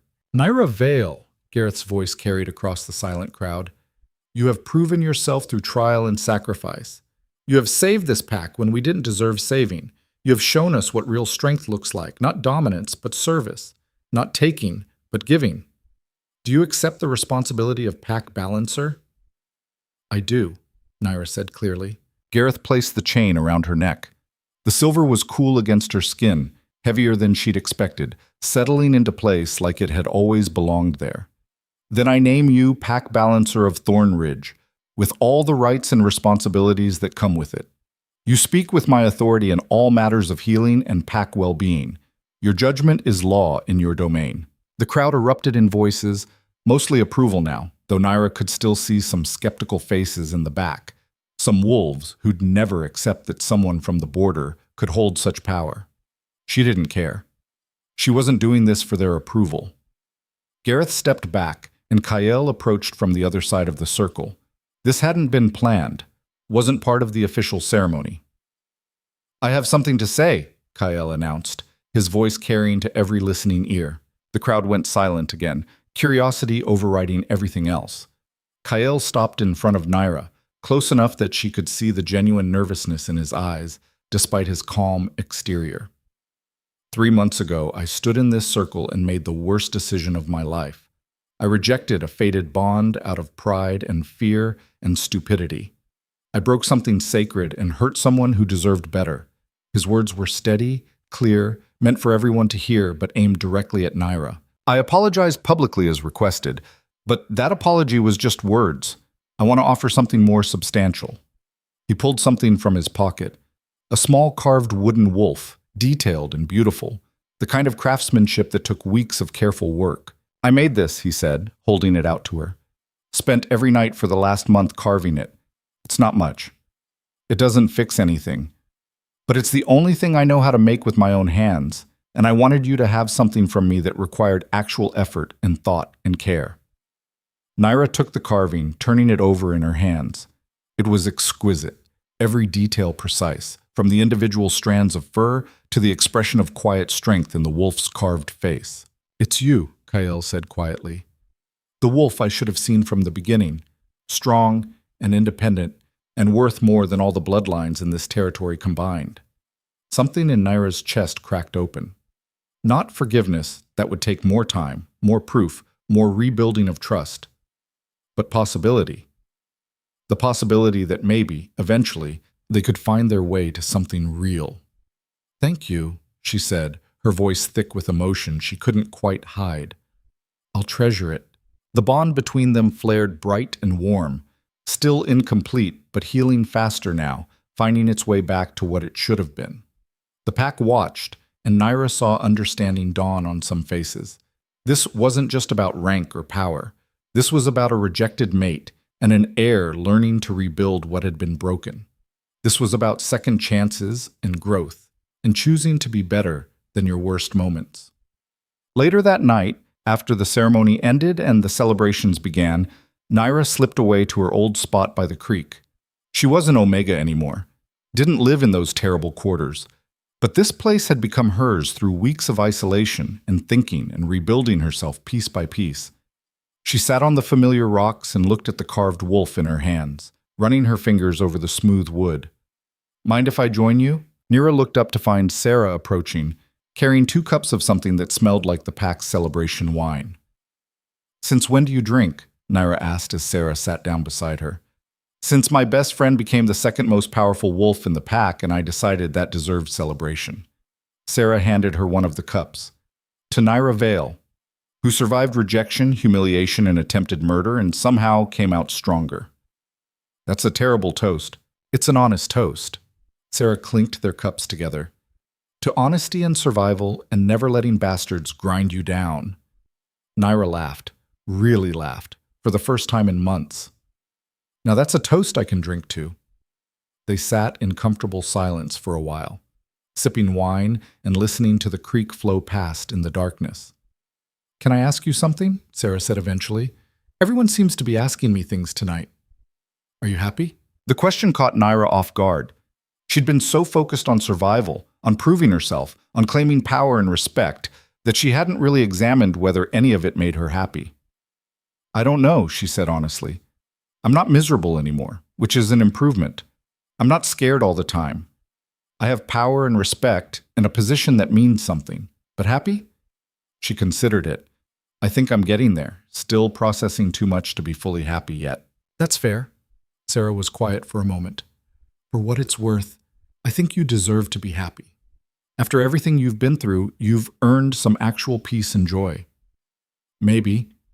Naira looked at the carved wolf again, at the care Kyle had put into every detail. Maybe I just need to learn how to let myself have it. Start small. Find one thing that makes you happy and do more of it. What makes you happy? Naira asked. Sarah smiled. This. Sitting here with you, watching you become everything those assholes said you never could be. That makes me ridiculously happy. Naira leaned her head against her friend's shoulder, feeling gratitude so deep it ached. I couldn't have done any of this without you. Yes, you could have. You're the strongest person I know. Sarah's voice was firm. But I'm glad you didn't have to do it alone. They sat there as the celebrations continued in the distance. Two wolves who'd survived everything the pack had thrown at them and come out the other side intact. 3 months later, spring arrived with explosive color. The fields that had failed the previous year now bloomed with crops so healthy the farmers couldn't explain it. The livestock that had been dying reproduced in record numbers. Wolves healed faster from injuries, fought off illnesses with ease, thus seemed stronger and more vital than they had in years. The pack was thriving. Naira knew it was partially her influence, her power flowing through the pack bonds now that she'd accepted her position, now that she was working with the bond instead of against it. But it was more than just balance or abilities. The pack itself had changed. The new protections she'd helped draft had been implemented, creating clear pathways for wolves to appeal unfair treatment, ensuring basic rights regardless of rank. 3 wolves from Omega status had already petitioned for rank advancement based on skill and contribution, and 2 had been approved. The rigid hierarchy that had defined Thornridge for generations was loosening, becoming more flexible, more fair. It wasn't perfect. Change never was. There were still wolves who resented the new system, who thought Naira had too much power, who wanted things to go back to the old ways. But they were the minority now. Most of the pack had seen what the old ways nearly cost them. Naira spent her days working with the healers, teaching them techniques Morgana had shared, developing new applications for balancer abilities. She spent her evenings in council meetings, contributing to decisions about territory management and resource allocation and interpack relations. And she spent time, carefully, slowly, rebuilding her connection with Kyle. They trained together sometimes, working through combat forms that required coordination and trust. They took meals together occasionally, conversations gradually moving from awkward politeness to genuine engagement. The bond between them grew stronger week by week, not forcing anything, just allowing what was naturally there to develop at its own pace. One evening, as they walked the territory borders on a routine patrol, Kyle stopped at a clearing overlooking the valley. I need to tell you something, he said. Naira's stomach tightened with old fear, the automatic assumption that anything serious he needed to say would be bad. The council has been discussing succession, Kyle continued. My father's not getting younger, and they want clarity about the future. That makes sense. I told them I won't accept the alpha position unless you agree to stand beside me as my mate and co-leader. Naira's breath caught. Kyle, not now, he said quickly. I'm not asking you to decide now. I'm just telling you what I told them. That I won't lead this pack the way my father did. With absolute authority, making decisions alone. If I become alpha, I want a true partnership. Someone who challenges me, keeps me honest, reminds me what actually matters. And you think that's me? I know it is. You've already proven it. He turned to face her fully. But I also know I destroyed your trust, and rebuilding that will take time. Maybe years. Maybe forever. I'm willing to wait as long as it takes. Naira looked at him, really looked at him, seeing the changes 3 months had wrought. He was humbler now, more thoughtful, quicker to listen than to command. He'd grown into someone who might actually deserve the alpha title. Ask me again in a year, she said finally. If we're still rebuilding this bond, still moving in the right direction, ask me again, and I'll give you a real answer. That's more than fair. They stood there looking out over the valley as the sun set, painting everything in shades of gold and orange and deep purple. The territory spread out below them, alive and thriving, full of wolves who were learning to value each other differently. Can I tell you what I've learned from all this? Nira said quietly. Please. Power doesn't actually mean anything by itself. It's just potential. It can be used for good or harm, creation or destruction, protection or control. What matters is the choices you make with it. She touched the silver chain at her throat, the symbol of her position. I have more power now than I ever imagined possible, but if I use it the wrong way, if I let anger or fear or pride drive my decisions, I become exactly what Rafe was, what Mara accused me of being. You won't, Kael said with certainty. How do you know? Because you question yourself. Because you're still afraid of becoming that. Rafe never questioned himself, never worried about whether he was doing the right thing. That's the difference. Nira considered that, turning the idea over in her mind. Maybe. Or maybe I just got lucky with people around me who keep me honest. Sarah, Morgana, even you now. People who'll tell me when I'm wrong. That's not luck. That's choosing to surround yourself with people who challenge you instead of people who just agree with everything you say. Fair point. They walked back toward the compound as darkness fell, and Naira felt something settle in her chest. Not quite peace. There was still too much unresolved for that, but something close to contentment. She'd been rejected and broken down and cast aside. She'd survived and rebuilt and claimed power on her own terms. She'd learned that worth wasn't given by others, but claimed by yourself through action and choice and refusing to accept other people's definitions of who you could be. And maybe that was the real lesson in all of this. Not that rejection made you stronger. That was bullshit. Rejection just hurt and scarred and damaged. But that you could survive it. Could choose to rebuild yourself into something better than you were before. Could use pain as fuel for growth instead of letting it consume you. 6 months after the ceremony, Naira stood in the same clearing where they'd fought Rafe, but this time for a very different reason. Representatives from 6 different packs had gathered, a historic meeting organized by Declan and Gareth to discuss cooperation on shared threats, particularly rogue balancers like Rafe. Naira and Morgana stood together, presenting what they'd learned about balancer abilities, about early warning signs of wolves developing these powers, about how to nurture the gift toward balance instead of dominance. Alpha after alpha listened, asked questions, took notes. Some were skeptical. Some were afraid of what balancers represented. But all of them recognized that ignoring this reality wouldn't make it go away. The key, Morgana was saying, her golden eyes serious as she addressed the assembled leaders, is identifying potential balancers young and teaching them properly. If you wait until the power manifests fully, until a crisis triggers it, you risk creating someone like Rafe who learns to use it through fear and desperation. And how do we identify them? An alpha from the Northern Territories asked. There are signs, Nira said, stepping forward. Children who affect their environment without trying. Plants growing unusually well where they play. Animals drawn to them. Other wolves feeling stronger or weaker depending on proximity. Usually it's dismissed as coincidence or imagination. But if you pay attention, the pattern becomes clear. And then what? We send them to you for training? Eventually, yes. Morgana and I are working on establishing a program, a safe place where young balancers can learn control and ethics alongside their abilities. Somewhere, they won't be feared or exploited. That's a significant undertaking, Helena said from the Thornridge delegation. Who would fund it? Where would it be located? We're proposing neutral territory, Declan said. jointly funded by participating packs, governed by a council of alphas and balancers together. No single pack controlling it. The discussion went on for hours, arguments and counter-arguments, concerns about costs and logistics and trust. But by the end, 5 of the 6 packs agreed to participate. It was a start. A real tangible start to changing how their kind thought about power and who could wield it. Nira stood with Morgana as the alphas finalized details and felt the weight of what they were building. This was bigger than her revenge, bigger than proving Kyle wrong or showing the pack her worth. This was about fundamentally changing their world.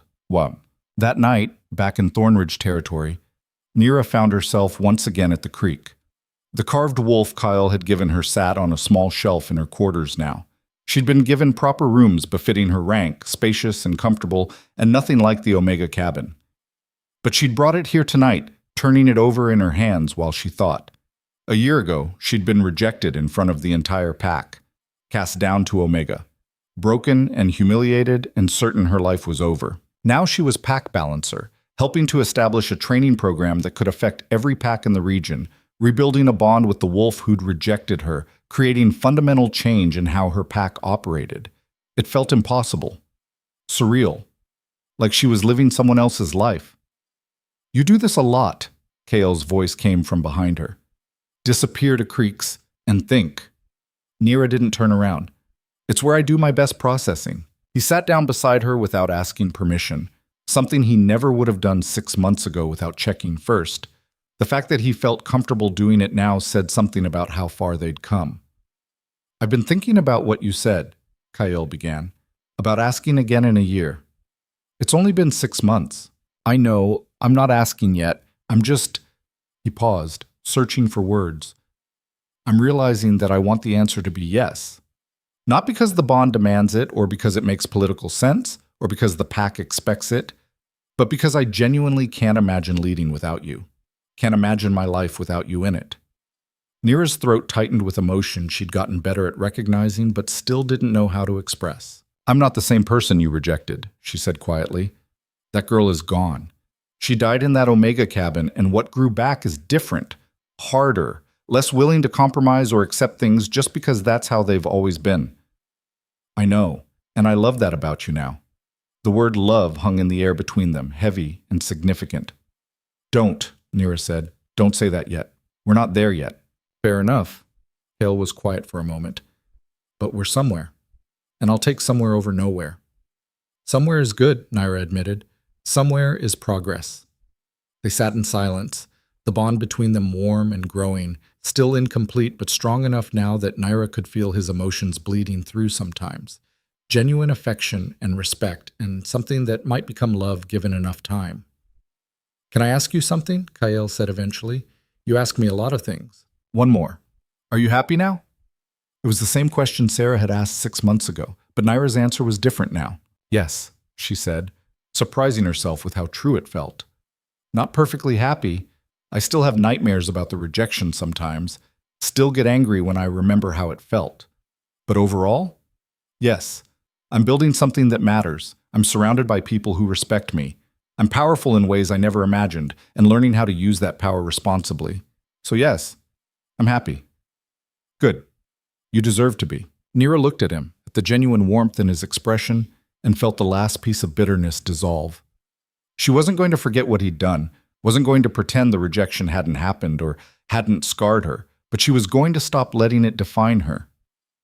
"Thank you," she said quietly, "for giving me the time to heal, for not pushing, for actually changing instead of just saying you would.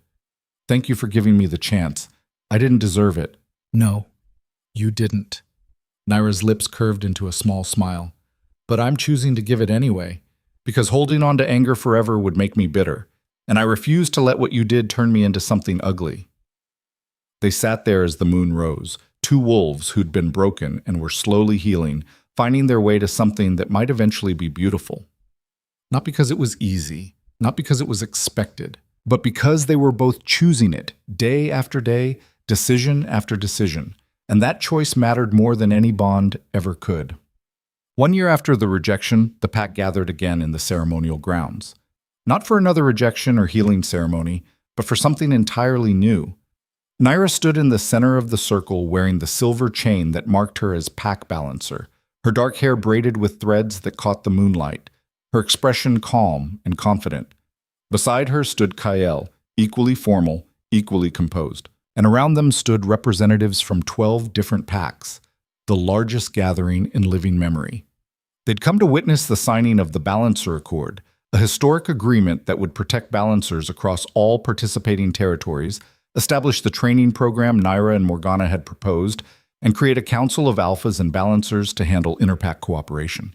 It was revolutionary, unprecedented, and it existed because one rejected wolf had refused to accept that her worth was determined by someone else's judgment. Gareth stepped forward, holding the formal document. This accord represents a fundamental shift in how our kind operates. We acknowledge that power comes in many forms, that worth cannot be measured by bloodline alone, and that those with rare abilities like our balancers deserve protection and respect, not fear and exploitation. He looked directly at Naira. This exists because of you, because you refused to accept injustice, because you proved that one determined wolf can change everything. Naira felt tears prick her eyes, but refused to let them fall. It exists because a lot of wolves chose to be better than tradition demanded, because alphas like you and Declan were willing to question old ways, because Morgana and I weren't alone in wanting change. Nevertheless, Gareth continued, we acknowledge your role in this transformation, and we thank you. The 12 alphas, including Declan and Gareth, signed the accord one by one, their marks sealing the agreement into pack law across all territories. When the last signature was placed, the crowd erupted in voices, celebration and hope, and genuine belief that things could be different. Naira stood there, overwhelmed, trying to process what this meant. A year ago, she'd been nothing. Omega. Rejected. Forgotten. Now she'd helped reshape their entire world. Kael took her hand, the touch gentle and questioning. She laced her fingers through his, accepting the connection. The bond flared bright and warm between them, healing faster now, finding its way back to completeness. I have an answer to your question, Naira said quietly, just for him. What question? The one you asked a year ago, about standing beside you as your mate and co-leader. Kael's breath caught. And? Ask me again. Properly. In front of everyone. Let them see that rejection doesn't have to be final. That sometimes, with enough work and change and growth, broken things can be repaired into something stronger than they were before. Understanding dawned in Kael's eyes. He stepped back and raised his voice to carry across the crowd. I have a request to make. The celebration quieted, everyone turning to look. Kael turned to face Naira fully, and this time when he dropped to one knee, it wasn't in apology, but in genuine respect and love. Naira Vale, pack balancer. The strongest wolf I've ever known. His voice was steady, clear, meant for everyone to hear. A year ago, I rejected our bond out of pride and stupidity. I hurt you in ways I can never fully repair. But you survived. You rebuilt yourself into someone remarkable, and you gave me the chance to become someone worthy of you. He pulled out a small wooden wolf, different from the first one he'd carved, but clearly made by the same hands. I made this over the last 6 months. It's us, 2 wolves, side by side, facing the same direction. He held it out to her. Naira, will you accept this bond again? Will you stand beside me as my mate and co-leader? Not because the moon demands it, but because we choose it? Naira took the carving, looking at the 2 wolves carved with such care and detail. They weren't perfect. There were rough spots, places where the wood had been difficult, minor imperfections. But they were beautiful anyway, like real relationships always were. Yes, she said clearly, her voice carrying to every listening ear. I choose this bond. I choose you. Not because you're alpha heir or because it's politically smart, but because you've proven you can grow and change and become someone I genuinely respect and care about. She pulled him to his feet and kissed him, not passionate, not overwhelming, but genuine and warm and full of promise. The pack erupted in celebration, wolves howling their approval, the sound carrying across the territory and beyond. When they finally pulled apart, Kael rested his forehead against hers. Thank you, he whispered, for surviving, for giving me another chance, for being exactly who you are. Thank you for becoming someone worth choosing." They stood there in the center of the ceremonial circle, the same place where she'd been rejected and broken, and Naira felt the symmetry of it. This was where her old life had ended, and this was where her new life truly began. Not as someone's rejected mate or omega, or even just pack balancer, but as Naira Vale. A wolf who'd learned that worth came from within, that power meant nothing without choice, and that the best revenge was becoming everything people said you never could be. The moon hung full and bright overhead, blessing the bond that had been broken and rebuilt stronger. And Naira smiled, because she'd won. Not by destroying the wolves who'd hurt her, though she could have. Not by leaving and finding a new pack, though she'd considered it. But by staying and fighting and changing everything from the inside out. By proving that one determined wolf could reshape the world. And that was the greatest victory of all.